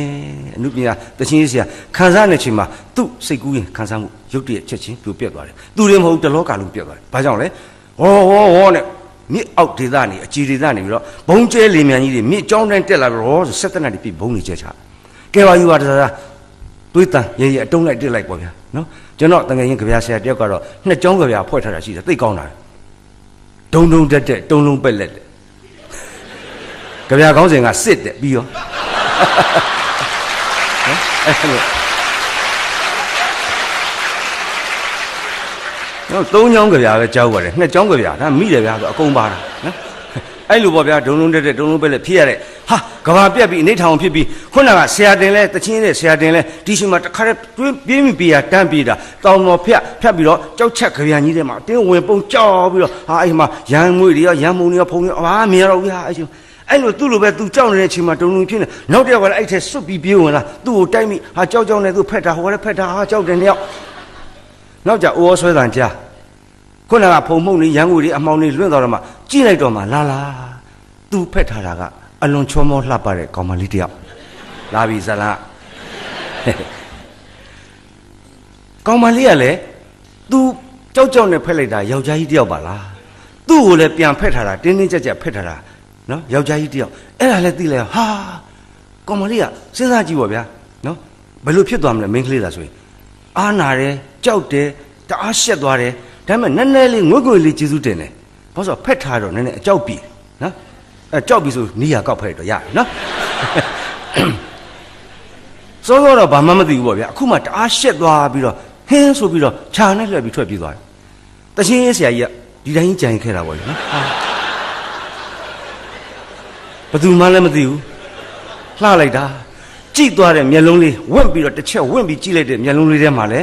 ခုနပြောတဲ့ရှက်ချင်းကြောက်ချင်းအာနာချင်းကျေးဇူးတင်ခြင်းဆိုတာအကုန်ရောပြန်ပါသွားတဲ့အဲ့ဒီရတ္တတွေအကုန်လုံးပါတဲ့မျက်လုံးလေးနဲ့ဟာတချင်းရတဲ့ဆရာတင်းသူနာမည်ကနောက်2ရက်3ရက်နှမတွေရှာရင်းနဲ့စကိုင်းမှာနေမဲ့ဆရာတင်း3လကြာသွားတယ်ကောင်ပါလေးကိုလိုက်ရှာနာမည်လည်းမမေးလိုက်ရဘူးမှလည်းမသိဘယ်ကြောင်မှနေမှလည်းမသိဟာနောက်ဆုံးမတွေ့တဲ့ခါကျတော့ဆရာတင်းမန္တလေးပြန်လာတယ်ဘာဘုံဆက်တနတ်ဒံဘာမှမရှိဘူးဒါပေမဲ့အဲ့ရတဲ့ပူကြီးကျယ်တဲ့ဒံရရပြီးတော့သူမန္တလေးပြန်လာမရဘူးဒီဒံအောင်သူဖောက်ခွဲလိုက်အချစ်တချင်းတပုတ်ရေးလိုက်သူ့တပည့်တိုင်မင်ပြီးတော့နော်အဲ့အချင်းကိုစဆရင်သူကိုယ်တိုင်ဆိုတယ်သူကိုယ်တိုင်ဆိုပြီးတဲ့နောက်မှာဂီတလူလေရွှေမန်းတင်မောင်ဆိုတယ်ကျွန်တော်စားရဲပါတယ်ရွှေမန်းတင်မောင်အတန်နဲ့ဘယ်လိုမှမလိုက်ဖက်တဲ့ခါကျ ဂီတလူလေမောင်ကိုဆိုတယ်နောက်ကိုရင်းဦးလည်းဆိုတယ်အခုကျွန်တော်ဆိုမယ်ဆိုရင်လို့အကွက်ဆိုင်လာလို့သချင်းနဲ့တာရကဆောင်းတာပါဗျာနော်မဆိုင်အောင်လည်းလုပ်နေတာသချင်းလေးကရိုးလိုက်တာဗျာအချစ်သချင်းလေးပါဂရုဏာရတ္တနဲ့သင်္ကာရရတ္တကိုပေးတာပါအုံဘုံကြီးကဲချစ်တာတော့အုံဘုံကြီးစွဲမိပါပေါ့ခင်ရဲ့ချစ်လို့ပင်ပဲမဝနိုင်တော့တယ်အော်မပြောဘဲနဲ့ကြားကြနေတယ်မျက်စီထဲမှာဝဲလဲမကြည့်ပဲနဲ့အစင်းမြင်အောင်နေမိတဲ့ကြည်သမ်းပါဦးဘယ်တော့ရိုးတာလဲမပြောဘဲနဲ့ကြားနေမကြည့်ပဲနဲ့မြင်နေတယ်ဒီယောဂမသိဘူး hallucination နော် illusion မကြည့်ပဲနဲ့အစင်းမြင်အောင်နေမိတဲ့ဆက်ပြောတယ်အုံမုံကြီးတရက်လောက်ချစ်ရတာရဲ့သူ့အချစ်ကိုသူအသားယူရလေအုံမုံကြီးတရက်လောက်ချစ်ရတာရဲ့လင်မယားချစ်တက်တက်လိုက်လို့မမီပါနဲ့အမေအတိတ်တရားဟုတ်ဒီအလင်းကသူ့ချစ်သူတခါတည်းဖွဲ့တာသူ့ရဲ့အုံမုန်းချစ်တရားလင်မယားချစ်တက်တက်လိုက်လို့မမီပါနဲ့တကယ်မမီပါနဲ့စဉ်းစားလေးချစ်လေးပါပဲခင်ရဲ့ရေမြေတော်တောင်သမုဒ္ဒရာခြားစီကွယ်ရေမြေတော်တောင်သမုဒ္ဒရာခြားစမ်းပါစီမဆမ်းပါဘူးအဆမ်းမဟုတ်ပါချစ်တာမှန်ရင်တကယ်ရေမြေတော်တောင်နဲ့မကအနန္တစัจ java လာကွာပါစေခင်ရဲ့စัจ java လာတော့ universe တောင်ဒီလောက်ရှိမှ तू က infinity အနန္တစัจ java လာကွာစမ်းပါစေအရေးမကြီးပါဘူးလေအနန္တစัจ java လာကွာပါစေခင်ရဲ့အဲ့ဒီအကွာကိုလေ तू ကတအိပ်ရတယ်လို့ပင်ခင်ရဲ့မဝေးဘူးထင်ပါတယ်ဟာဆွဲစီတာပြီးတော့မှညစ်ပတ်တယ်မထင်ပါနဲ့ဂမ္မဒေါသတင့်တယ်မထင်ပါနဲ့တဲ့အင်မတန်ဖြူစင်တဲ့ platonic love ပါဆရာတင်ကသူ့ချစ်သူတင်စားထားတာဘယ်လိုတင်စားထားလဲခင်ပြူနမရဲ့ပင်ကိုလှကျွဲရွှေရုပ်ကလေးနဲ့ကြိတ်မျိုးမရတဲ့ရွှေရင်မလေးလှပါတယ်မောက်အသေးတောင်နဲ့ဝဲအချစ်ညောင်လေးတွဲသူ့တို့ရဲ့မောင်ချစ်ဖူးကမောင်ဖူးကဆရာချင်းရလည်းပဲနဲ့သူများတွေအချစ်မြားတို့အချစ်စိတ်ဟာအချစ်ဆူးဆရာပဲနဲ့အချစ်ညောက်နော်မင်းဘာသိလို့လဲကွာမောင်ဖူးပါတယ်မင်းစူးစူးတယ်မြင်ရတယ်နှုတ်လိုက်ရတယ်မြားဝင်ဆိုင်တယ်နှုတ်လိုက်စိတ်ရတယ်မင်းညှောက်ဝင်ကြည့်တာနဲ့မင်းလက်သင်းကြားထဲမှာမင်းညှောက်လေးဝင်ကြည့်တာနဲ့မြင်နေရတယ်ကွာတဲ့ထုတ်လို့လည်းမရဘူးတဲ့ထုတ်လေမြုပ်လေထုတ်လေမြုပ်လေနောက်ဆုံးကျတော့အငုတ်ကလေးကြံထိကြားတော့ဒါလေးပဲဒီလိုလှုပ်ပြီးတော့အောင်းတောင်းတောင်းနာတာတာမြက်တက်တက်တန်ရောစင်ဖြည့်လို့ဒါလေးပဲမင်းအဲ့ဒါကမင်းတို့ရိုးရိုးဆူတဲ့ညောင်းအောင်ကွာတယ်ငါဟာနှလုံးသားတောင်းနေဆူတဲ့အချင်းညောင်းမင်းစဉ်းစားကြည့်တာအဲ့ဒါကိုသူရေးတာမောင်သေးတောင်နဲ့ဝဲချင်းညောင်လေးတွေ့တူပြောရောဘဲခါစပါယတနာကိုကောင်းတယ်နော်အဖြစ်လည်းမရှိပဲနဲ့ညစဉ်အိယဝယ်မှာလေးဆူတောင်းပါတယ်မပြက်ခဲ့ပါဘူးဩဘုရားမှာဆူတောင်းတယ်တဲ့ဗာလေနိဗ္ဗာန်မဲ့ဖို့ရက်တူတူတလုံးမှမပါပါဘူးနော်ညစဉ်အိယဝယ်မှာလေးဆူတောင်းပါတယ်မပြက်ခဲ့ပါဘူးဝင်းဝင်းဆက်ဆက်ကလေးအနာမှာထိုင်ကအလှသာကြည်နေခြင်းတော့တယ်ထိုင်ခိုင်းပြီးအလှကြည့်မယ်ဒါပဲဘလောက်သိမ်မှုတဲ့အချစ်လဲ platonic love နန်ဆန်တဲ့အချစ်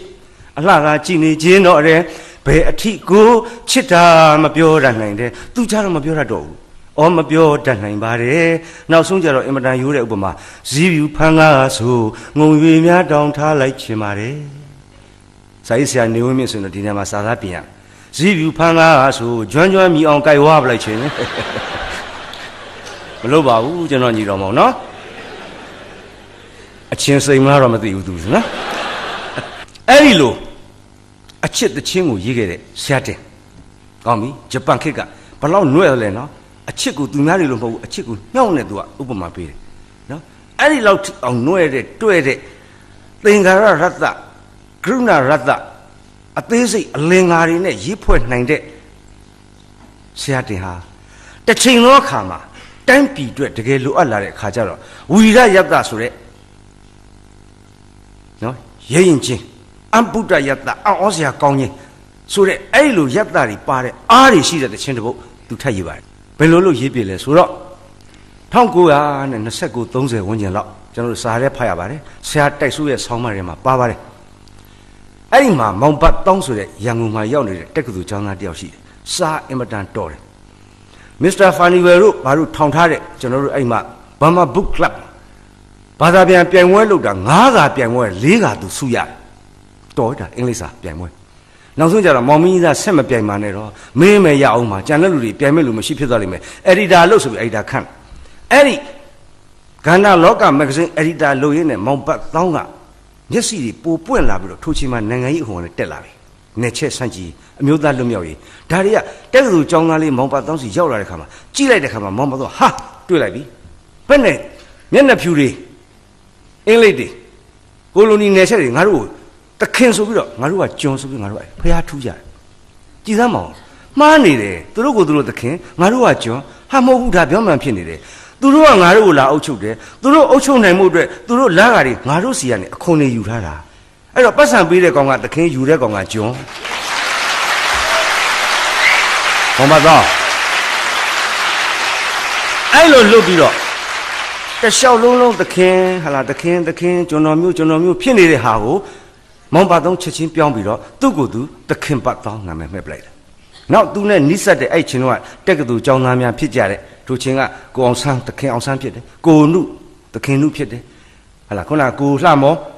သခင်လှမောဖြစ်တယ်။ကိုသိန်းထွန်းသခင်သိန်းထွန်းဖြစ်တယ်။စသည်အပြင်သခင်တက်ကတူကျောင်းသား20ဝန်းကျင်လေးတွေပေါင်းပြီးတော့ကဲသခင်မတွေလည်းဖြစ်ကုန်ကြပြီ။သခင်မရုပ်တဲ့လူကြီးတွေဘာမှမသိတွေ့လိုက်ပြီဆိုရင်သခင်ပြောဟဲ့ဒုဗမာဟာဘာပါလဲကိုလည်းမခေါ်ဦးလည်းမခေါ်နော်ရေးတော်ဘုံအောင်ရမည်ဟာဘာရေးတော်ဘုံလို့နော်နောက်ကြတော့သခင်ဒီစုပေါင်းဖွဲ့စည်းလိုက်တဲ့ဒုဗမာအစည်းအဝေးကအားကောင်းလာတယ်တက်ကတူမှာအပြင်ကိုတရားပွဲတွေပါလိုက်ရတယ်အဲ့ဒီတရားပွဲလိုက်တဲ့အခါမှာနိုင်ငံရေးတရားပွဲမှာပို့ပြီးတော့ထိရောက်အောင်ဆိုပြီးတော့အမှုပညာအကူအညီလိုပါတယ်ယတ္တအကူအညီလိုပါတယ်ဆိုပြီးတော့မောင်ဘတောင်းကမန္တလေးမှာ BDN အကြောင်းသူနဲ့တက်ဖို့တက်ဖက်ဖြစ်တဲ့ခုနကတချင်းရေးတဲ့ဆရာတင်လှမ်းခေါ်လိုက်ဆရာတင်ရန်ကုန်ရောက်လာတယ်လုံးအနေနဲ့ခင်ဗျားဆရာတင်မလုံးနဲ့ခင်ဗျားသခင်တင်ဟုတ်ပြီဘာသခင်တင်လဲ YMB သခင်တင် Young Man Buddhist သခင်တင်ဗုဒ္ဓကလျာဏယူဝသခင်တင်ဟုတ်ပြီအဲ့တော့ကျုပ်ကသခင်တင်ဖြစ်ပြီးဘာလို့ရမှာတော့သခင်ပါတော့ဟိုပါလေနော်ကျုပ်ရဲ့သခင်လှဘော်ရဲ့သခင်သိမ်းမောင်ရဲ့သခင်နုတို့သခင်အောင်ဆန်းတို့ပေါင်းပြီးတော့ကျုပ်တို့ကြံထားတဲ့စာသားရှိတယ်ဒုဗမာစီယုံနယ်လှည့်တရားဝဲမှာအဲ့လိုတချင်းမျိုးဆိုလိုက်ရင်ပိုကောင်းပါပဲအဲ့တော့ခင်ဗျာကျုပ်အဲ့စာသားလေးဟာမှာတွေ့လားဘာသာနာမထက်တာဘူးကျုပ်နည်းနည်းပါးပါးစာသားပြင်လို့ရမလားရတယ်ကြိုက်သလိုပြင်ဖြစ်အောင်တော့လုပ်ပေးခင်ဗျာရေးနေတဲ့ခုနဘာအချင်းညှောက်လို့ဘာလို့မလို့ချင်ဘူးနော်ရတယ်ခင်ဘာတော့သခင်တင်မှာအဲ့ဒီမှာ1930ခုနှစ်မှာသခင်တင်ရေးလိုက်တဲ့ဒုဗမာအစည်းအရုံးတချင်းကိုဇူလိုင်လ19ရက်နေ့မှာတက္ကသိုလ်တကောင်းကျောင်းဆောင်မှာသူတို့စဆိုတယ်တိတ်ကောင်းတာပဲအဲ့ဒီဟာလည်းပြီးလေရောသခင်ဒုဗမာအစည်းအရုံးတွေပုံများလာတယ်တက္ကသိုလ်ကျောင်းသားတွေကနောက်တစ်နေ့ဇူလိုင်20ကျတော့ရွှေရုံဖျားယာဟုတောက်မှာသခင်တင်ကိုယ်တိုင်ဆိုတယ်နောက်ကသခင်မတွေအယောက်20လောက်ကနောက်ကတန်ပြိုင်ပိုက်တွေလိုက်ပေးတယ်အဲ့တချင်းအုံမုံကြီးရေးခဲ့တဲ့ YMB သခင်တင်ရဲ့ဒုဗမာအစည်းအရုံးတချင်းလေးကျွန်တော်နည်းနည်းတော့ခက်တယ်ဗျညှိပြပါမယ်တကောင်းအပိယာစာဒါခြေစင်းပေါ့ဗျ intro ပေါ့တကောင်းအပိယာစာတို့ဗမာသာဂီမျိုးဟာမို့မညှို့ကုန်တေစာဟာတကောင်းအပိယာစာသာဂီမျိုးဟုတ်တယ်ရိုးရရနဲ့ကလားကိုသာတိုက်ခိုက်ခါအောင်ခဲ့တာတို့ဗမာဟုတ်တယ်လေအလောင်းမင်းတွေကဘင်းအောင်လက်ထက်ကမြန်မာပြည်မျိုးကြည့်ပါလားဟာအဲ့နေတာပဲတခါတော့ empire ရဲ့နဲတာမဟုတ်ဘူးလေသိမ့်ထားတာလေတခါတည်းနော်မြို့ဘုံကြီးတကောင်းအပိယာရိုးရရနဲ့ကလားကိုသာတိုက်ခိုက်ခါအောင်မြင်ခဲ့တာနောက်ကြတော့ကလားဆိုတဲ့စကားလုံးကိုဖြုတ်လိုက်တယ်ဟောတော့ဒုဗမာအစည်းအဝေးထဲမှာကလားလူမျိုးတွေပါလာအာနာစရာကောင်းနော်အောင်ခဲ့တာဒုဗမာအဲ့လိုပြီးတော့မှစိန်မန်ခင်းအစ်စ်ပေါ်မှာပေါ့ဗျာစိန်မန်ခင်းအဖြစ်ကြီးဖြစ်လျက်ထင်းတလဲဂျုံရထုံနဲ့မသွေလောကဓမ္မရာပဲငါတို့ကံခေဖြစ်ရပြန်တယ်လေနော်ဘာဖြစ်သွားလဲစိန်မန်ခင်းကနေပြီးတော့ထင်းဖြစ်သွားတယ်ဒါပေမဲ့ဟေးသို့သောအရင်ကိုစစ်လျင်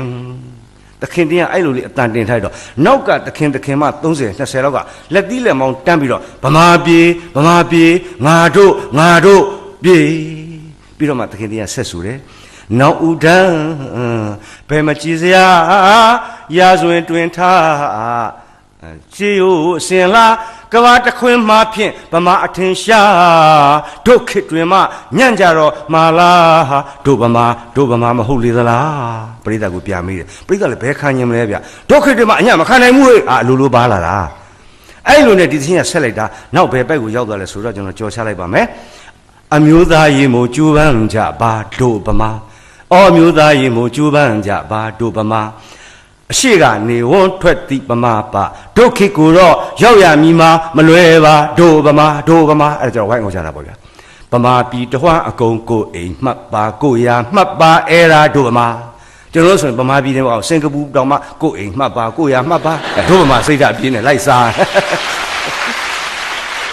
ဗမာပြည်ထွန်းကုန်ကိုအိမ်မှတ်ပါကိုရာမှတ်ပါအဲ့ဒါတို့ဗမာလဲဆိုအားလုံးညီညာဖြပြသခင်တွေသခင်မတက္ကသိုလ်ကျောင်းသူလေးတွေအသက်20ကျောင်းသားတွေဝန်းကျင်လေးတွေဘာဆိုကြလဲကဘာမကြီးဗမာပြည်ဓာတို့ပြည်ဓာတို့မြေဓာငါတို့ပြည်ဓာတို့ပြည်ဓာတို့မြေဓာငါတို့ပြည်ဓာတို့ပြည်ဓာတို့မြေဓာငါတို့ပြည်ဒိုဗမာဝိုင်းအောင်ကြဟာပြိဿကနားထောင်ရင်နဲ့ဟာကောင်းလိုက်လားကွာတခါမှမကြောက်ဘူးဟာလားပြီးတော့ဓာတို့ပြည်ဓာတို့မြေဓာငါတို့ပြည်ဓာတို့ပြည် repeat လို့တော့တိုင်ပင်ကလည်းအတွက်ဆိုတော့ရလွယ်တာအဲ့ဒီမှာ light order ချက်ချင်းကိုထပြီးတော့ချက်သီးမွင်းချင်းထပြီးတော့ဖနှောင်ကြောတွေတင်းပြီးတော့အပေါ်လို့လူဖြစ်လာတာဟုတ်ပြိထိန်မြင်ထပြီးတော့ဓာတို့ပြည်ဓာတို့မြေဓာငါတို့ပြည်ဓာတို့ပြည်ဓာတို့မြေဓာငါတို့ဟာတကွင်းလုံးဆူညံသွားတယ်အဲ့တော့ထက်ခါဆိုပြီးတော့ဒီစကလုံးကို beat အစိမ့်နဲ့လုပ်တာ rap နဲ့ hip hop ကြောင်မဟုတ်ဒီကလေးကစားတာဘောလားပြောရရင်နော်ကျွန်တော်လည်းကြိုက်ပါတယ်ခလေးတွေ rap hip hop နော်ဒါပေမဲ့သူတို့ချင်းတွေကျွန်တော်လိုက်ဆိုကြည့်ဖို့ကြိုးစားတယ်မလွယ်ဘူးပြမရအောင်ကျွန်တော်ပါမီမပါအောင်နော်အရွယ်လည်းခွင့်ပြုတော့နဲ့တူပါရဲ့နော်တိတ်လို့လိုက်လို့အမိုက်စော်ကားတဲ့မင်းကိုဇွဲနေပဲနဲ့ယူလို့မိုက်လို့ချစ်စောင်းလို့ဆိုပါမသိပါဟုတ်လားမသိပါဟာညလုံးမဖုံးနေဆက်လဲငါမှငုတ်တို့စောင့်လို့ကောက်လို့ပညာနေကတော်တော့ပါပြီလို့ပြောနေပြီပေါဝင်းရင်တို့ရဲ့ထဲမှာငါမှက်လက်ပါငါပေါဝင်းရင်တို့ရဲ့ထဲမှာငါမှောက်ရပက်လက်မျောကုန်ပြီရှစ်ဆက်မရတော့တော်တော်ကောင်းတယ်ကျွန်တော်ကြိုးစားသေးတယ်အဲ့ဒီချင်းနေနော်အိုးလှုပ်ပေါအောင်လောက်ထိတော့မဆိုရဲတော့ထားပါတော့ဗျာနော်အဲ့တော့ဂီတရဲ့သဘောကဒါဗျသူကစကလုံးကိုထက်ခါရှင်းလင်းစကလုံး beach ကလည်းအဲ့လိုခက်မြန်ဒီလိုတိုင်ပင်ထဲမှာအဲ့လိုဆိုရင်ပြိဿစီကိုရောက်လွယ်ပြိဿအဲ့တော့တိတ်ဆွဲတာလိုက်ကိုဆိုးတာသူတို့ပါ participate လုပ်တယ်ဒီသဘောပဲဒါအမှုပညာသဘောကျွန်တော်တို့ဟိုမှာကြည့်လေဟုတ်ခေါင်းထဲပေါ်လာလို့ကျွန်တော်နည်းနည်းဆိုပြလိုက်အောင်နော်အကွက်ဆက်အောင်လုပ်တယ်မဟုတ်ပါဘူးဒါတော့တကယ်ကိုမတော်တဆစိုက်သွားတာပါကျွန်တော်တို့ပွဲဥညဇက်တွေကကြတယ်နော်ရုပ်သေးကြည့်ပြီးတဲ့နောက်ဇက်ဆက်ကြည့်လိုက်ပါဦးလို့နော်ခုနကတော့ရုပ်သေးကြည့်ပြီးပြီနော်သုံးညကပထမညမှာနတ်ကတော်ထွက်တယ်ကတော်ဝဲနဲ့ရှမ်ပန်းနီကြီးနဲ့ဟာအကောင်းဆုံးပညာရှင်ပညာသည်မိမကြီးထွက်လာနတ်ကတော်ကြီးတခါတည်းဆိုင်းတဲ့သူနဲ့အပေးယူလုပ်တယ်ဒီဘက်မှာဆိုင်းဒီမှာနတ်ကတော်တခါတည်းကာလီကြီးပွင့်လာပြီဆိုကြပါစို့ဗျာနော်ပွင့်လာပြီအဲ့မှာ तू ကပထမကားလေးကမပွင့်သေးဘူးချထားဒီနောက်ကကားလေးနောက်ကနေ तू ကအော်တာနတ်တန်ပြစ်တယ်တရားနတ်တန်ပေါ့ဗျာမင်္ဂလာရဲ့မမန်တိုင်း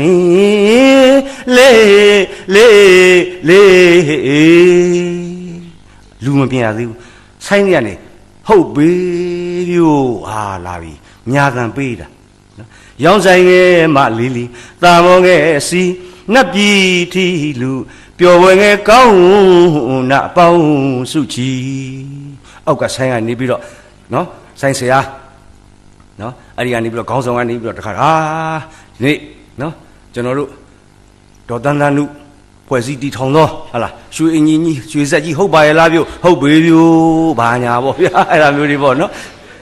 ပျော်ဝဲငယ်ကောင်း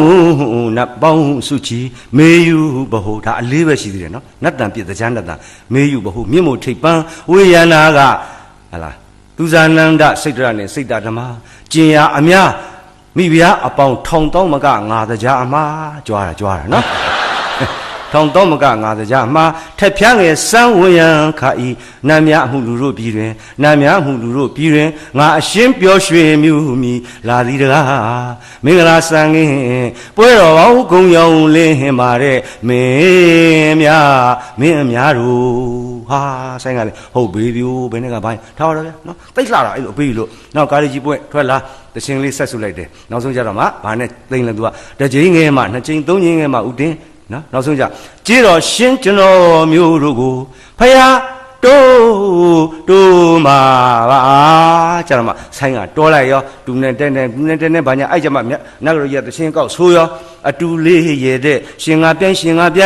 အတူလေးရတဲ့ရှင်ငါပြိုင်ပန်းမွေရာရွှေကော်တော့ရော့နော်လို့ထိုင်အဲ့ဒါကိုဆိုင်းကတီးတယ်တီးပိုက်ကြတော့မှဒီဘက်ကကောင်မလေး ရှေ့ရောက်ဒီဘက်ကကောင်မလေးရှေ့ရောက်သူတို့ကြတော့အပြူတော်ဖြစ်သွားပြီနတ်ကတော့မဟုတ်တော့ကကြတယ်ဟာပြူတိုင်းကြိုက်ပါတယ်နှင်းစီကိုင်းနှင်းစီကိုင်းပြူတိုင်းကြိုက်ပါတယ်နှင်းစီကိုင်းနှင်းစီကိုင်းကွင်လုံးပိုင်တဲ့ကျောင်းတော်သားဟာဘယ်နဲ့ကဘာညာချစ်လို့ရတဲ့ခင်မာတယ်လေမင်းရှာရော့သလားကြိုက်လို့ရတဲ့ခင်မာတယ်လေမင်းရှာရော့သလားကိုကြီးကြော့ရေးပြူပြူပြူမောင်ကြီးကြော့ရေးဗျာဗျာဤစဘူးမပြိုင်မယ်ရှာမိုးရနာသားကျွန်တော်တို့ရဲ့ဇတ်တပင်ပွဲဥညကအင်မတန်ကြီးမားတဲ့အစင်လားအင်မတန်ကောင်းတဲ့အတန်တွေစကလုံးတွေတန်တီးသွားတွေမလီနဲ့ဖွဲ့ထားတဲ့သချင်းမှာနောက်ဆုံးပိုက်ကြတော့ညက်နေစီရလေးဒူးညီကြော့စံကွန်းကိုကြီးကြော့ပလီလွန်းနဲ့ဆေးစိုက်တဲ့ကျွန်းဟာဆိုင်ကတီးပြီးအဲ့ဒါလေးကိုကောင်မလေးတွေပြန်ကပြီးလက်ကလေးတွေလို့တွေ့ဦးမှာပေါ့ဆိုကကြီးတီးပါညာမှာကိုယ်တိုင်လည်းကရက်တဲ့သမီးတို့ရှိမှာပါတကြံတို့ပါကြကမှာပါသိပါလေနော်နေမှာလည်းဟုတ်ပါဘူးနော်ဟာကရင်နဲ့ညက်နေဟာကရင်ဟုတ်ပြီအဲ့ဒီပိုက်လည်းပြီးသွားရောဘာလို့လဲဆိုတော့ပြိုတော်ကြီးကဆိုင်ကလည်းခါတဲ့ desktop ရချိုက်တယ် sports ငြိမ်သွားတယ်ပြိတ္တကယုံနေမှာဘာလို့မှာလဲဟာဖြည်းဖြည်းလေးတိုင်မင်းရလာတာရွှေပြုံးကိုသွားမယ်လို့နှက်ခါရဲ့တုံနောင်ပြောင်းလောက်အောင်သွေးဆိုင်ကဝိုင်းအောင်ကြလားကြောက်ပြင်းကြီးရဲ့နဲ့မှန်ပြီးကိုယူခဲ့ပါညိုနှွဲ့ရဲ့လေရွှေပြုံးကိုသွားမယ်လို့နှက်ခါတဲ့တုံတောင်ပြောင်းလောက်အောင်သွေးကြောက်ပြင်းရဲ့နဲ့မှန်ပြီးကိုယူခဲ့ပါညိုနှွဲ့ရဲ့လေရွှေပြုံးကိုသွားတိုင်မြတ်တဖြည်းသွက်လာပြီ rap ဝင်လာပြီဒီမှာနော်ပြောရအဲ့လိုဟာကောင်းလေးဒီလိုကိုင်းရနေမြန်လာတာပေါ့ဗျာနောက်ဆုံးကြတော့မရှက်ဘူးလားမကြောက်ဘူးလားတောက်ခေါင်ကျူးတဲ့မင်းကြီးနောင်ရွှေပြုံးသူများမောင်ကြောက်တက်ရင်ရှောင်ညတော့ပစိုးစွန်းတောင်ကွက်ပြာသေးဘိုးတော်ကြီးမြေအတိုင်ဖောက်မရှက်ဘူးလားမကြောက်ဘူးလားတောက်ခေါင်ကျူးတဲ့မင်းကြီးနောင်ရွှေပြုံးသူများမောင်ကြောက်တက်ရင်ရှောင်ညတော့ပစိုးစွန်းတောင်ကွက်ပြာသေးဘိုးတော်ကြီးမြေမရှက်ဘူးလားမကြောက်ဘူးလားတောက်ခေါင်ကျူးတဲ့မင်းကြီးနောင်ရွှေပြုံးသူများမောင်ကြောက်တက်ရင်ရှောင်ညဟာပါဆိုခံသွားမယ်နော်ဟိုကျွန်တော်ပြောတာမဟုတ်ဘူးနတ်ကတော်ကြီးကပြောတာနော်အဲ့လိုကောင်မလေးလည်းပထမဒီလိုကနေရနေဘူးလားမရှက်ဘူးလားဟာတခါလေလူတွေဖြစ်ပြီးတော့ပလာတာရိုက်ကုန်ကြတာပေါ့ဗျာအကတွေအဲ့လိုတွေအမြန်ကအမြန်ဆုံးလည်းပြီးရောဒိုင်းဆိုအုပ်ချလိုက်ပြီးတော့ကျွန်တော်လေးရွှေပြုံးသာကျွန်တော်လေးရွှေပြုံးသာကျွန်တော်လေးရွှေပြုံးသာ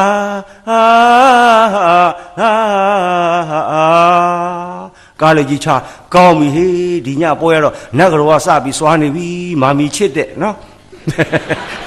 မထူပါဘူးအောက်ကိုပြောရတာကောင်းပါလေနောက်ဆိုသူကပြောတော့မှာ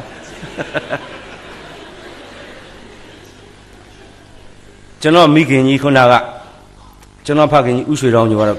အသက်65နှစ်မှာကွယ်လွန်ခဲ့ပါတယ်မိခင်ကြီးဒေါ်စင်ကတော့ကျွန်တော်နဲ့လေရင်တစည်းတည်းပါလာပါတယ်ဒီဆရာနေဝင်းမြင့်ဘေးမှာထိုင်နေတဲ့အမေဒေါ်စင်ဆိုတာပါ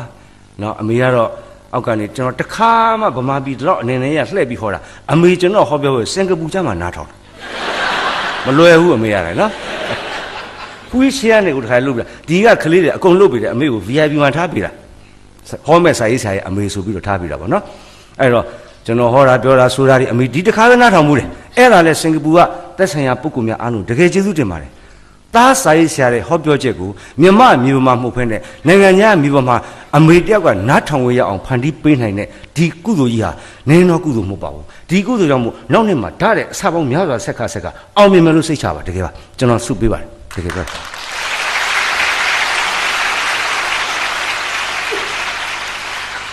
ဆရာကောင်းတော့လက်ခုပ်တီးသဘောတွေစုပေးတယ်ဆိုတော့เนาะအောင်မြင်မှာပဲပီတိတွေနဲ့ကျွန်တော်ကတော့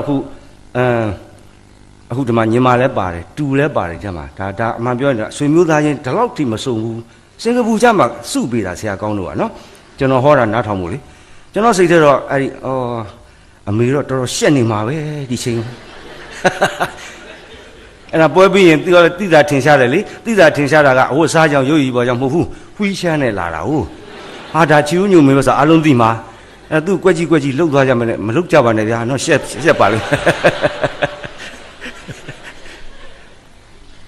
အဲ့တော့အဲ့ဒီလိုဒုဗမာတချင်းကိုဆိုလိုက်တဲ့ခါမှာဟာကောင်းလိုက်တာဟိုနေလည်းလာဆိုကြပါဒီနေလည်းလာဆိုအောင်ကဘာမကြီးဓာတို့မြေဓာအဲ့လိုနဲ့တနိုင်ငံလုံးပြန့်သွားပြီးတော့အလိုရသွားတယ်ခိုးကူးကိုလည်းဖတ်တာမဟုတ်တခြားမှာအဲ့တော့ဟောမှာဖြူကျော်သိန်းလို့လည်းမီကရိုဖုန်းလိုက်ထိုးပေးရတာမဟုတ်ဆိုအောင်ရှင်အလိုဆိုတာ တပီလုံးရဗျာနောက်ဆုံးကြဘယ်လောက်ထိဖြစ်ဆိုတော့ဒီဒုဗမာတချင်းဟာဒုဗမာတချင်းဆိုတဲ့နာမည်ပြီးမှနောက်ထပ်နာမည်ထုတ်ထားရတယ်အင်္ဂလိပ်မောင်ကမဝါဟာကမဝါဖတ်လိုက်ရင်မကောင်းဆိုးရတွေလွတ်ထရလို့ဒီတချင်းဆိုလိုက်ရင်အင်္ဂလိပ်တွေနေစရာမရှိတော့ထိုစဉ်ကအုပ်ချုပ်သူတွေအလိုတော်ကြီးအဲ့လိုနဲ့တခါတည်းကြီးကျယ်လိုက်တာကဲအဲ့လိုနဲ့ဆိုကြပါစို့1900ဘယ်နှခု49ခုနှစ်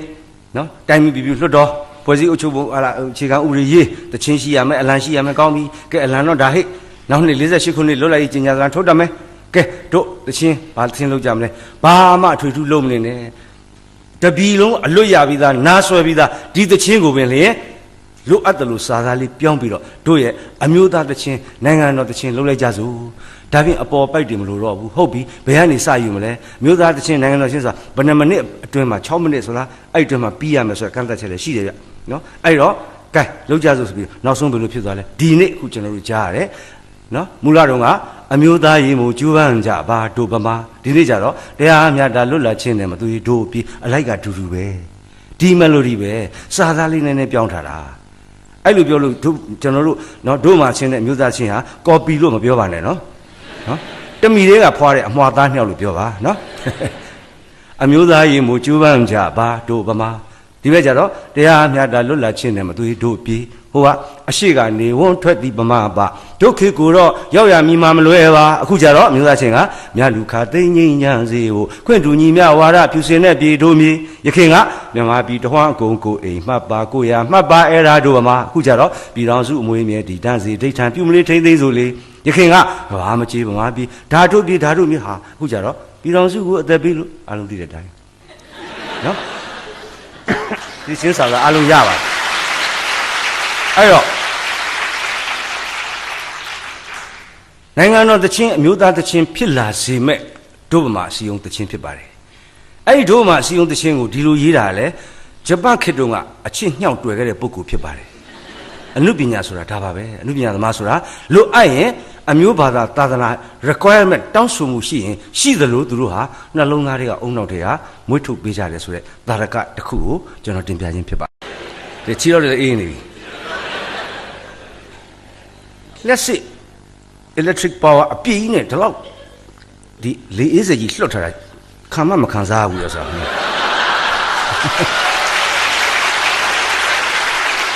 ကျွန်တော်ဆိုင်ဆက်ချင်းလေးပြန်ဟောတာနော်ဆရာဦးအောင်သိန်းဆိုရင်ပို့ပြီးတော့ဟောဖြစ်ပါတယ်သူ့အိမ်သွားတော့သူ့မတွေ့တော့ဆရာမကြီးကိုမေးတယ်ဆရာဦးအောင်သိန်းဘယ်မှာလဲစမ်းကြောင်းဓမိကဝတီလာမှနေတယ်မင်းတို့ဆရာမရှိဘူးတဲ့ဟိုလမ်းထိပ်သွားတဲ့ဓာတ်တိုင်ကြီးမှာသွားဟောနေတယ်မင်းတို့မလာလို့တဲ့မအောင်နိုင်လို့ဓာတ်တိုင်စီသွားဟောနေတယ်ကဲနောက်ဆုံးကျွန်တော်အဲ့လူတွေပြောဆိုပြီးတဲ့နောက်ပြီးတော့တုတ်တန်ဒေသနာတွေကတခုကောက်နှုတ်ပြီးတော့ပြောပြရစီဗျာအမှားယွင်းပါရင်တက်ပြပါဗျာဖြည့်ဆွဲနှုတ်ပြီးတော့နားထောင်ပြပါဗျာကျွန်တော်တို့ဒီနေ့ခုနကဆရာမမကျူးလည်းပြောတယ်ဆရာနေဦးမြင့်လည်းပြောသွားတယ်ကျွန်တော်တို့ပြောတာလေဟာကျွန်တော်တို့ကအစင်ခွဲပါနော်ဒါပေမဲ့အသွေးတူတယ်ကျွန်တော်တို့ vision တွေအကုန်လုံးတူတူကြီးတယ်ပဲတိုင်းပြည်လူမျိုးတိုင်းပြည်လူမျိုးလူတွေအတွက်လူငယ်တွေအတွက် for the good future better future brighter future ဒါပဲကျွန်တော်ဥတီပြောနေတာကျွန်တော်တို့ဘာတွေရေးနော်ပူမဲမဲဖြူဖြူရှေးရှေးကျွန်တော်တို့အကုန်လုံးကအတူတူပဲဟောထင်ရှားအောင်လို့တက်တယ်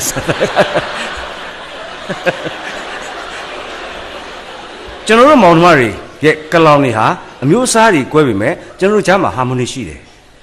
အဲ့ဒီစိတ်ဓာတ်တွေကိုကျွန်တော်တို့ကရောက်တဲ့နေရာတွေမှာတအားနိုင်တော့ကျွန်တော်တို့ကထုတ်ပြောနေတာပါနော်ကျွန်တော်ဟောပြောတာကြီးမဟုတ်ပါဘူးအဲ့မှာဒီကနေ့တာရကထုတ်ဆောင်ပြနေတာကတကဘာလုံးစင်ကာပူမှာရောက်နေတဲ့မိတ်ဆွေများပိုသိပါတယ်ကျွန်တော်တို့ပိုမျက်စိပွင့်ပါတယ်ပညာโอเคကောင်းပါတယ်ဟာပိုလီနော်ဘာဖြစ်တယ်ညာဖြစ်တယ်ပိုလီမိုနိုပိုလီပညာခက်လို့ကြွေးကြော်ပြီးတော့တကဘာလုံးအရှိန်အဟုန်ပြင်းစွာနဲ့ age of speech ဝုန်းနဲ့လက်တွေမှာအကုန်လုံးမမိအောင်လိုက်ကြတဲ့ခါကျတော့အဲ့မှာမခံနိုင်တဲ့သူတွေကဟတ်ထိုးလဲကြမှောက်ရဲ့လဲဟာအဲ့လိုလဲတဲ့ခါမှာဘာဖြစ်ဆိုတော့အိတ်ထဲကတခုခုပြုတ်ကြပြီးရိုင်းခဲ့တယ်ဘာလဲဆိုတော့အဲ့ဒါကိုချင်းတရားဘယ်လိုကိုချင်းတရားလဲဘယ်လိုသီလမျိုးလဲကျွန်တော်9ပါး10ပါးဘာညာမပြောပါဘူး10ပါးမပြောပါဘူးနဝင်ကဘာညာပြောသီလကျွန်တော်ကိုယ်တိုင်9ပါးသီလကိုခါဖို့ပစိုးခဲ့သူခဏပြင်ဖို့ပါတယ် နော်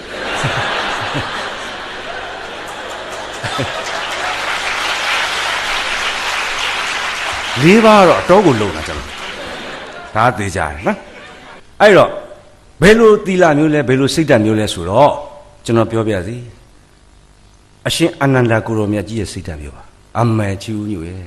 မင်းရတဲ့စင်ကာပူလာပြီးတော့အရှင်အာနန္ဒာနေကြတယ်နော်ရှင်အာနန္ဒာကြောင့်တို့အားလုံးသိတာပေါ့မြတ်စွာဘုရားနဲ့ညီကိုဘွားဘက်တော်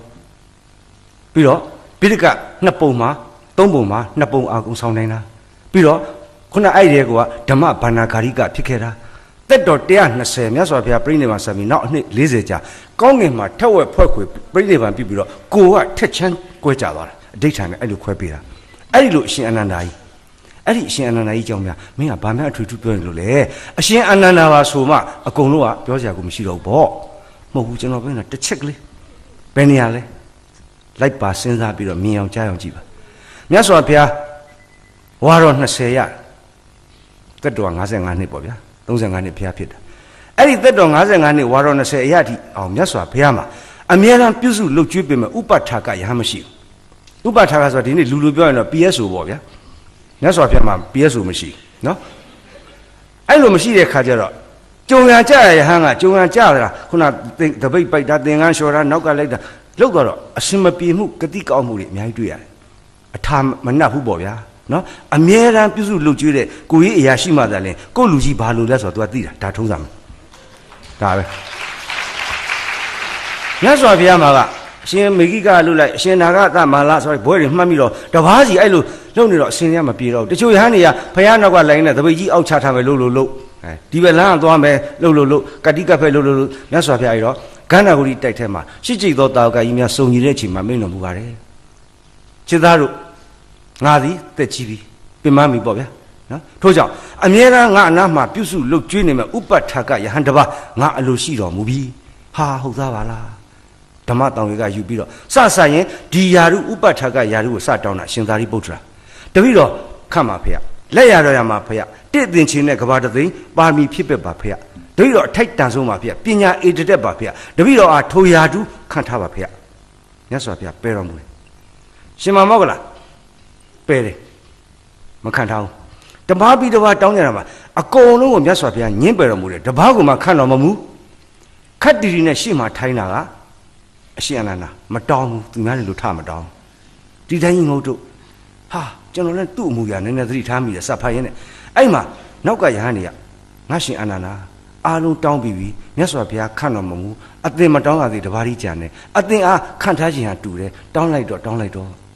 အရှင်အနန္ဒာဘုရားဘက်ကိုလက်အုပ်ချပြီးတော့ယဟန်တွေလှည့်ပြောတယ်ငါရှင်တို့ဒီစကလုံးတိုင်းမဟာဗုဒ္ဓဝင်ဒုတိယရမှာအတိအကျပါပါတယ်ဒုတိယရဆဋ္ဌမရဒုတိယပိုင်းမှာပါပါတယ်ငါကျွန်တော်တို့မင်းကုန်းဆရာတော်ဘုရားကြီးရှင်အနန္ဒာဘယ်လိုလှည့်ပြောငါရှင်တို့တောင်းယူမှရအပ်သောယာရုဟုဒီမှာအဘယ်နည်းတဲ့ငါစီမတောင်းတယ်ဟာကျွန်တော်ရင်းလာရလားလို့ဖတ်ကြည့်သူကစဉ်းစားကြည့်ဗျာသုံးလောကထွတ်တာမြတ်စွာဘုရားရဲ့ဥပဋ္ဌာကယာတုဌာနန္ဒရရထားတယ်ဆိုဒီယာတုရဲ့နဲတာမှမဟုတ်တာဗျာလောကမှာဒါပေမဲ့ तू အဲ့တော့မတောင်းဘူးတဲ့တောင်းယူမှရအပ်တော့ယာတုဒီမှာအဘယ်နည်းငါစီမတောင်းနဲ့ဘုရားရှင်ဒီငါ့ကိုမမြင်မဟုတ်မြင်တော်မူငါအားခံထားလို့လင်အလိုလိုခံထားလိုက်ပြီငါစီကတောင်းယူမိမဟုတ်ချေဟာရင့်တယ်ကွာကျွန်တော်စိတ်ကတဲ့ရှင်ကအဲ့လိုစိတ်ထဲထင်ပြီးတယ်ပြီးတော့မှမြတ်စွာဘုရားရှင်လည်းသိတော်မူတယ်သိတော့ဘယ်လိုပြန်ပြီးတော့မိန့်တော်မူလဲဆိုတော့ချစ်သားတို့တဲ့အာနန္ဒာသည်တဲ့သူများတိုက်တွန်းမှဤဟာကိုလက်ခံလိမ့်မည်သူမဟုတ်သူ့အလိုလိုလျင်လက်ခံပြီသူဖြစ်၏မဲညီနောင်နှစ်ပါးတဲ့အပေးယူကမျှနေတာအဲ့မှာယဟန်ကြီးထပ်ပြောတယ်ငါရှင်တောင်းလိုက်ပါတော့မြတ်စွာဘုရားနှစ်ကြိမ်ရှိပြီမိန့်တော်မူတာလူလိုပြောရင်တော့ငါရှင်နော်ကိုလူဟထားတယ်ဝင်တော့ပေါ့လေဒီသဘောပါပဲနော်တော့အဲ့မှာရှင်နန္ဒာထတောင်းပြီဗျာကျွန်တော်ကဖတ်လိုက်ပြီဗျာပထမချိန်ဖတ်တော့ဖတ်ကြည့်ကောင်းလိုက်တာရှင်နန္ဒာဘယ်လိုတောင်းမလဲညီကိုလည်းတော်တယ်ဖွားပဲတော်လည်းတော်တယ်တောင်းတော့မနဲ့တူတယ်သိကြတော့တောင်းမမှုပေါ့ဘူးခဏလေးနဲ့ရသွားမှာပဲနော်ယာရုဘုံအဖွဲ့တွေဘာမှမလုပ်အင်တာဗျူးလည်းမလုပ်ဘူးပေါ့ဗျာကျွန်တော်စိတ်ထဲမှာအဲ့မှာရှင်နန္ဒာဘယ်လိုပြောလဲဘယ်လိုလျှောက်လဲအရှင်ဘုရားမြတ်စွာဘုရားတပည့်တော်ကအရှင်ဘုရားစားသောဆွမ်းကောင်းသောဆွမ်းမကျွေးပါနဲ့ဗျာအရှင်ဘုရားဝတ်သောသင်္ကန်းတပည့်တော်မပေးပါနဲ့ဗျာအရှင်ဘုရားနဲ့အတူတူခန္ဓာကိုယ်ကြီးတိုက်တဲ့မထားပါနဲ့ဗျာအရှင်ဘုရားပင့်ဖိတ်လှူဒန်းပွဲတပည့်တော်မခေါ်ပါနဲ့ဗျာကျွန်တော်ကပထမကြီးဖတ်တော့ကွန်ပျူတာစီတာများမှားလာတယ်ဘယ်နဲ့မပေးပါနဲ့မကျွေးပါနဲ့တ ပြောင်းပြန်ကြီးဖြစ်နေကျွန်တော်နဲ့ကြည့်တော့ပြီးတော့ရှင်အနန္ဒာလျှောက်လိုက်တဲ့ချက်တွေလည်းဆုံးသင်္ကန်းဆိုစာရေးဝတ်ရေးနေရေးအလုတ်ကိုင်လူမအင်မတန်အရေးကြီးတယ်ကျွန်တော်တို့ဒီအရေးကိစ္စနော်ဒီကိုရှင်အနန္ဒာမပေးနဲ့တဲ့အဲ့ဒါတွေဟဲ့ဘယ်လိုကြီးပါလိမ့်ပေါ့ဘယ်သူမှတော့ကျွန်တော်တို့တွေးနေဒီမှာအန္တပုထုရှင်ဟိုမှာသောတာပန်အရိယာကြီးလေကျွန်တော်တို့ဆိုတောင်းပြီပေါ့နော်ဒါမြတ်စွာဘုရားသိတော်မူတယ်အဲ့ဒါတွေပြီးတော့မပေးပါနဲ့မပေးဘူးဆိုရင်ပြီးတော့ဒီယာရုလက်ခံမယ်ဖေဟာတကယ်ကိုပြောင်းမြန်ကျွန်တော်တို့ ਨੇ နော်အဲ့တော့မြတ်စွာဘုရားသိတော်မူတယ်ဒါပေမဲ့အားလုံးသိအောင်လို့အနန္ဒာဘယ်အပြစ်တွေကိုမြင်ပြီးတော့မင်းဓာတွေကိုညှင်းပယ်နေတယ်လေပယ်စုလေးတာရှင်ဘုရားအရှင်ဘုရားရဲ့အနိကပြုစုလုပ်ကျွေးတဲ့ဥပထာကယာတုဌာနန္ဒရာကြီးကိုတပည့်တော်ယူထားပြီးမှတပည့်တော်သည်ရှင်ဘုရားနဲ့အတူတူကောင်းသောဆွမ်းများသုံးဆောင်ကောင်းသောသင်္ကန်းများအတူတူပေါ့ကောင်းမေခန္ဓာကိုယ်တိုက်ရှိတဲ့အတူတူသတင်းသုံးဆံများအရှင်ဘုရားပင့်ဖေရနောက်လိုက်ရသမျှအလှူလေးလဲခွဲယူဆိုရင်အမလေးလက်ဆက်တတ်တော့ဥပထာကလောက်တာတဲလွယ်ပါလားရှင်အနာတို့လောက်တာဒါကြောင့်ကိုဥပထာကဆိုတာဘုရားနှကပ်ပြီးအကုန်တီးနေတာပါလားလို့အပြောမခံနိုင်ပါဘူးဘုရားဒီတိုင်းပါပါအဲ့လိုဖြစ်မခံနိုင်ပါဘူးဘုရားထို့ကြောင့်ရသင့်ရတော့ထိုခွင်မြတ်တပည့်တော့လုံးဝညင်းပယ်ပါတယ်ဘုရားဟာကြက်သိမ်းဖျင်းဖျင်းထလာတယ်အဲ့ချိန်မှာဘာလို့ဆိုကိုနဲ့နှိုင်းမရိုင်းလေကျွန်တော်နဲ့နှိုင်းကြည့်တာနော်တကယ်ပြောတာပါကျွန်တော်အဲ့နေရာရောက်ပါစာအုပ်ကိုခဏချအမလီအရှင်ဖျားရဲ့ကြီးညိုစရာကောင်းရတာနေပေါင်းချီညိုမင်းဆိုရင်ဘယ်လိုဖြစ်မလဲဝေးပါသေးကွာနော်တကယ်ပြောတာပါကျွန်တော်ဆိုရင်ကျွန်တော်လည်းအများမြင်ကောင်းတော့ရှင်ဖျားဟိုဆွန်းနေအတူတူမစားပါဘူးဖျားမပြီးတော့နဲ့အများမြင်လို့မတင်တယ်ပါဘူးဟိုပေါ်ဆန်းမှုရှယ်လေးတော့နည်းနည်းဖယ်ပေးထားနာရတော့ကျွန်တော်စစ်ပြီးတောင်းအောင်ပါနော်သင်္ကန်းနေမပေးပါနဲ့ဂန္ဓဝုဒ္ဓတိုက်ထဲအတူမနေပါဘူးဖျားအများပြောစရာဖြစ်ပါလိမ့်မယ်ဘေးမှာတော့အဖီလေးချပြီးတော့ဟိုအဲကွန်လေးနဲ့အီးမေးလ်လေးနဲ့ဆိုပြီးတော့နေပေးမယ်နော်ဖျားကိုကပဲနေနာခံလို့မလင်းတစ်ပတ်ဒီကျွန်တော်ဆိုလုံမှာတောင်းမှရသလောက်ရှင်နန္ဒာအဲ့လိုမဟုတ်ပြီးလားမပြီးသေးဘူးထပ်ပြီးကြံသေးတယ်ပယ်စုလေးတန်ပြီးတော့ခံစုလေးပါအရှင်ဖျားတပည့်တော်ပင့်ဖေရအရှင်ဖျားကြွပေးပါဖျားဟာဒါကြတော့တောင်းပြီဗျအာမနာပါမနာနော်တပည့်တော်ပင့်ဖေရအရှင်ဖျားကြွပေးပါဖျားအဝေးကလာတဲ့အရှင်ဖျားဖူးမြော်လို့သောသူများအရှင်ဖျားရှင်းမော့အရောက်ပုတ်ဆိုင်ခွင့်တပည့်တော်ကပေးပါဖျားတပည့်တော်တန်တရားရှိပြီဆိုရှည်စဲခဏမှာပင်လေအဲ့တန်တရားအရှင်ဖျားမေးလျှောက်အရှင်ဖျားပြန်ပြီးဖြေပါဖျားချက်ချင်းနဲ့တပည့်တော်ကိုယ်ရမှာဟောခဲ့တဲ့တရားကျောင်းပြောင်းတဲ့အစာဆုံးတပည့်တော်ပြန်ဟောပါဖျားဟာအာမနာဘူးဗျာဒါကြတောင်းတာတော်တော်များများသုတ်တန်ဒေသနာတရားတော်တွေခုနအဘိဓမ္မာတရားတော်တွေဟာမြတ်စွာဘုရားနှစ်ကြိမ်ပြန်ဟောတဲ့တရားတော်ဟောဆိုဟိုမှာလည်းဟောရတယ်အရှင်အနန္ဒာလည်းပြန်ဟောရသေးတယ်တယောက်တည်းသီးသန့်လက်ချာပြန်ပေးရတာဒီမှာမင်းဘာကြောင့်ဒါတွေကြတော့တောင်းတယ်လေအရှင်အနန္ဒာအရှင်ဘုရားဥပထာကယာရုကြီးယူပြီးမှဒီလိုလုတ်ပိုင်ခွင့်မှမရှိဘူးဆိုရင်တပည့်တော်အာနန္ဒာဒီလောကအတွက်ဘယ်လိုလုပ်ပါတော့မလဲဘုရားအရှင်ဘုရားဘယ်လိုလုပ်ကိုစားပြီးပြီးတော့အရှင်ဘုရားနဲ့လောကကြီးနဲ့ဘယ်လိုလုပ်ချစ်ဆက်ပေးနိုင်တော့မလဲဘုရားဒါကြောင့်မို့အဲ့ဒီလုတ်ပိုင်ခွင့်နဲ့တပည့်တော်တောင်းခြင်းပါဘုရားအေးလုတ်ကွာအကျိုးဒီအချင်းချင်းပြောရမယ်ဆိုရင်မေးစရာရှိတယ်အရှင်အနန္ဒာပါဆိုနေမှထိုးချိန်မှအရှင်အနန္ဒာသောတာပန်မရှိသေးတယ်နောက်ထပ်2ဆင့်ကြံသေးတယ်တဂရကအနာကနော်ပြီးတော့ယဟန္တာဖြစ်ဖို့အများကြီးကြံသေးတယ်4ဆင့်မှ3ဆင့်ကြံသေးတယ်နှုတ်လေးရှိသေးတယ်ဘုရားပြိဋိဘံပြီးတော့ तू ငိုသေးတယ်ဒိဋ္ဌိနဲ့ဝစီကိစ္စပဲပြုတ်သေးတယ်တော်ကြီးအဆက်ပြောရင်နိဗ္ဗာန်ရောက်ကြောင်းနေဖြစ်မှလည်းမဟုတ်ဘူးနော်ဒီလောက်တော့ရက်ဒီလောက်ပဲရက်ပြန်ကြည့်လိုက်တော့ဒီမှာကျွန်တော်ဘာတွေ့လဲဆိုတော့အရှင်အနန္ဒာဟာပယ်စုလေးတန်ခံစုလေးပါနဲ့ဥပထာကယာရုယူသွားတယ်သူရတဲ့ရတိုက်တဲ့အခွင့်အရေးတွေမှန်တယ်မြောက်အကုန်လုံးဆွန့်လွတ်ပြစ်တယ် no neglect ပယ်ပြစ်တယ်ဒါပေမဲ့ဟိုဟဲ့ကျတော့သူ authority တွေ power တွေလုတ်ပိုင်ခွင့်တွေကြမရရအောင်တောင်းယူတယ်ပြပါအဲ့ဒီ power အဲ့ဒီ authority ဒါပေမဲ့အဲ့ဒီ power အဲ့ဒီ authority ကိုသုံးပြီးတော့သူ့အတွက်တခုမှမလုပ်လောကအတွက်လုပ်တယ်အဲ့ဒီစိတ်ဓာတ်ကိုကျွန်တော်ချစ်လိုက်တာအကယ်၍များရှင်နန္ဒာဟာယဟန်မှုပဲနဲ့ကပိလုနန်းတော်ထဲမှာမင်းသားဖြစ်ရှိမှဆိုရင်ကျွန်တော်အမနဲ့ပေးစားတယ်နော်အဲ့လိုချစ်တယ်မှာချစ်ပြီးအမလေးအရှင်ဘုရားရဲ့မိမိရပိုင်ခွင့်တွေမှန်သမျှအကုန်လုံးဆွန့်လွတ်ပြီးတော့လုတ်ပိုင်ခွင့်တွေယူအဲ့ဒီလုတ်ပိုင်ခွင့်တွေနော်ဒီ authority တွေကြတော့လောကအတွက်အရှင်ဘုရားသုံးတာပါလားမြင့်မြတ်လိုက်တဲ့စိတ်ထားကြီးပါလားဘုရားကျွန်တော်မျက်ရည်လေပဲဖြစ်ပြီးတော့အဲ့လိုရှိခိုးပါတယ်အဲ့ဟာကိုကျွန်တော်ပြောချင်းဖြစ်ပါတယ်ဒီကနေ့ကျွန်တော်တို့လူဖွဲ့စည်းမှာကျွန်တော်ထင်ပါတယ်ကျွန်တော်တို့မြန်မာလူဖွဲ့စည်းတယ်ဟိုကျွန်တော်တခုတည်းကွက်ပြောတာမဟုတ်ပါဘူးတကဘာလုံးမှာလူနေတဲ့စိတ်ဓာတ်လည်းကျွန်တော်ထင်ပါတယ်ကျွန်တော်တို့ကခုရပိုင်ခွင့်တွေကိုတိတ်ကိုလိုချင်ကြတာလုတ်တဲ့ခါကျတခါမတရားနည်းနဲ့လုတ်တရားနည်းနဲ့လုတ်ရပါတယ်ကျွန်တော်တို့ပုထုဇဉ်ပဲလေအရှင်အနန္ဒာလိုသောတာပန်မှမဟုတ်တာယူရမှာပေါ့ဒါပေမဲ့တတ်နိုင်သလောက်တော့ရပိုင်ခွင့်ကိုတရားသောနည်းလမ်းနဲ့ယူပေါ့ရှင်အနန္ဒာလိုစွန့်လွတ်မပြစ်နိုင်ဘူးဆိုရင်တော့ဖြစ်နိုင်ရင်တော့ရပိုင်ခွင့်ကိုစွန့်လွတ်ပြစ်ချတယ်မယူဘူး ယူပေးစီသူများတယ်လုတ်ပိုင်ခွင့်တွေတော့ပေးအကုန်ပေးဘာလို့ဆိုသူများအတွက်လုတ်ပေးကြဒီ authority ဒီ power ကင်ပြီးတော့အခုစာပေမြန်လို့သူများဖွဲ့စင်ကာပူဖွဲ့ဒီယုံကြီးဒီသေးတိုင်းဟာဒီလိုတွေလုံနေအောင်ဒီလိုလက်မှတ်ရောက်နေအောင်ဒီ police permit ဘာညာယူဟာအကုန်ဒီ authority တွေတောင်းယူတာနော်ရအောင်လုပ်ပြလားဒါပေမဲ့အဲ့ဒီ authority တွေကိုဒီအဖွဲ့ကြီးဟာလူကြီးလူငယ်တခုမှကိုကျိုးအတွက်လုပ်တာမဟုတ်ဘူးအများအတွက်လုပ်တာအဲ့ဒီစိတ်ဓာတ်ကိုကျွန်တော်ပြောတာကျွန်တော်ချီးကျူးပါရှင်အနန္ဒာစိတ်ဓာတ်ကိုကျွန်တော်တွေ့ရပါတယ်လို့ဒါစားကောင်းတောက်ကောင်းပြောတာမဟုတ်တကယ်ပြောတာနော်ကျေးဇူးတင်ပါတယ်တကယ်ပါအဲ့တော့တခုတော့ရှိပါတယ်ဗျာအာချီဦးညိုမင်းကလည်းအဲ့အရှင်အနန္ဒာရဲ့နော်အဲ့ဒီဥပဋ္ဌကယာရုလက်ခံတဲ့ပဲစုလေးတန်ခံစုလေးပါအကြောင်းပြောပြီးတော့ရပိုင်ခွင့်နေဆွန့်လွတ်တယ်ရပိုင်ခွင့်နေဆွန့်လွတ်ဆိုမင်းလည်းအဲ့ဆိုစင်ကာပူလာပြီးတော့ရပိုင်ခွင့်နေဆွန့်လွတ်မှာလားယူမှာနော်ဒီကလက်ဆောင်ပေးတာဘာညာနော်ဒါကျွန်တော်ကဒါပယ်လေးတာမဟုတ်ဘူးဒါကတော့ကျွန်တော်ဒါပါတော့လည်းကလျှောက်ပြောတာပါနောက်ဒီကုန်းချုပ်ပဲရစီလူဥလပုံမြင်များတဲ့ကဘောလုံးမွဲလေးတစ်ဝဲရှိပါတယ်ကျွန်တော်ဒါလေးကိုပြောလို့ရှိပါတယ်ဟိုမှာလည်းပြောလို့ရှိပါတယ်ဟိုဒီနေ့ကပဲကျွန်တော်သင်္ကန်းကြီးမြို့နယ်ဘာညာပြောခဲ့ပါတယ်ဘောလုံးမွဲတွေခေတ်စားနေကာလတခါတော့ကဘောလုံးမွဲတစ်ဝဲချင်းပါတယ်ကံမဲ့ပြိုင်ပဲအသင်းနှစ်သင်းတစ်သင်းက7ယောက်စလုံးမျက်စိမမြင်ဘူးအကန်းအသင်းဆိုကြပါတော့ဗျာပို့ဆိုးတာဟိုဘက်7ယောက်စလုံးကတစ်သင်းလုံးယူနေတယ်အဲ့တော့အကန်းအသင်းနဲ့အယူသင်းမယ်နော်အဲ့လိုဆိုလိုက်ကြပါစို့7ယောက်စလုံးကောင်းဘယ်လိုကံမလဲပွဲစားကန်ဒီမှာမျက်မမြင်အသင်းရဲ့ခေါင်းဆောင်ကကို့စကလာပြီးတော့မင်းတို့ကောင်တွေကမျက်စိမမြင်ဘူးအဲ့တော့အမြင်အာယုံချုပ်တယ်ရင်ဒီအကြအာယုံကသိကောင်းလာတယ်မင်းတို့နားနဲ့ကံဘယ်လိုနားနဲ့ကံမလဲဆရာမင်းတို့သွင်းမယ်ဂိုးတယ်မှာငါခေါင်းလောင်းလေးချိတ်ပေးထားခေါင်းလောင်းကိုလှုပ်ပေးမယ်အတန်ကြားတဲ့စီကိုဘောလုံးပြီးတော့သွင်းရပြီဆရာ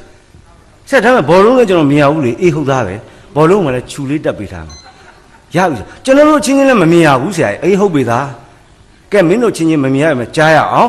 ်ဘောကံဖဏမှာခြူလေးတွေတက်ပေးထားမယ်ဒါဆိုရလားရပြီဆရာတန်ကြားလိုက်တန်ကြားခေါင်းလောင်းသွင်းရပြီအဲ့မှာအယူသင်ခေါင်းဆောင် तू ကလှမ်းကြည့်နေဟာမျက်မမြင်အသင်ခေါင်းဆောင်က briefing ပေးနေငါလည်းပေးဦးမှာပဲယူသင်ခေါင်းဆောင်ဆိုတော့ तू ကဘိုခေါက်လို့ခေါင်းဆောင်တက်ဖြစ်နေတယ်မှာပေါ့ကြည့်ရထင်တာပေါ့နော်အဲ့မှာလာပြီးတော့အဲ့ကောင်နေတယ်မင်းတို့ခုဘောလုံးကစားတော့မယ်နော်တဲ့မင်းဟိုကောင်နေတွေ့တော့မလားမမြင်မကန်းဘာမှမမြင်တာမဟုတ်ဘူးသိရရှာတဲ့မင်းတို့ဘောလုံးမဲ့မင်းတို့နိုင်မှာပါကွာတဲ့နိုင်တာဟောရှာတဲ့ဘောလုံးမဲ့နိုင်ဆိုတာမင်းတို့သိလားတဲ့သိဘူးရှာတဲ့ဟမ်အယူတွေလေဘာမှကိုမသိရှာလားအကုန်လုံးကတော့ကျွေးမွေးထားတာဟာဝါဖီးထွားကြိုင်းပြီးတော့အကုန်လုံးပြည့်စုံတယ်မျက်စိမြင်နဲ့နားကောင်းတယ်အကုန်ကောင်းတယ်ဒါပဲကြွားတယ်ဟာအဲ့ဒီမှာအယူကောင်းတော့ကမင်းတို့ကောင်းနေကွာဘောလုံးမွဲနိုင်တယ်ဆိုတာဂိုးတိုင်တဲ့ကိုဘောလုံးများများသွင်းအဲ့ဒါကိုနိုင်တယ်ခေါ်တာနော်ဖြစ်နိုင်မင်း7ယောက်မလားမင်းတို့က7ဘိုးသွင်းတော့ကွာငါကျင်တတ်တယ်မသွင်းနိုင်တော့အဲ့ဒါမင်းတို့အသိပါဟာရမဆရာစိတ်ချဘာမှလည်းမသိဘူးကျွေးဆိုခါရမှုတ်လိုက်2မိနစ်ပဲကြာတယ်ဘောလုံးကဆက်ကစားလို့မရတော့ပြီးသွားပြီအဖြေကထွက်သွားပြီ 11Z ဘာမှပြီးမှတော့အဲ့လိုခေါ်တယ်7ဂိုးမရှိနဲ့ပြီးသွားတယ်မျက်မမြင်သိရင်နိုင်သွားတာဒါပေမဲ့မျက်မမြင်သိရင်တစ်လုံးမှသွင်းရတာမဟုတ်ဘူးအယူကကိုဂိုးကိုသွင်းတာဇလားဖြစ်ပုံကဗျာအယူအသင်းခေါင်းဆောင်ကသူကိုယ်တည်းကလည်းမခွဲချက်တတ်ဘူးအဲ့တော့မင်းတို့သွင်းရမယ်ဂိုးကဒါမင်းတို့စောင့်ရမယ်ဂိုးကဒါမမှားလိုက်မိခရလည်းမဟုတ်ရောကပတင်ကထွက်လာပြီးတော့ကြည့်တော့ဂိုးတိုင်တော့တွေ့တယ်ဝေးတာကွာကြည့်ပါဦးငါတို့ပဲရှိရင်ကောင်းပါကြည့်ဟာရှိတယ်ဟာငါတို့ပဲမှာအမေခေါင်းလောင်းလေးနဲ့ဟာ तू ကဟိုကသွင်းဖို့လှုပ်ပေးထားတာ तू မသိဘူး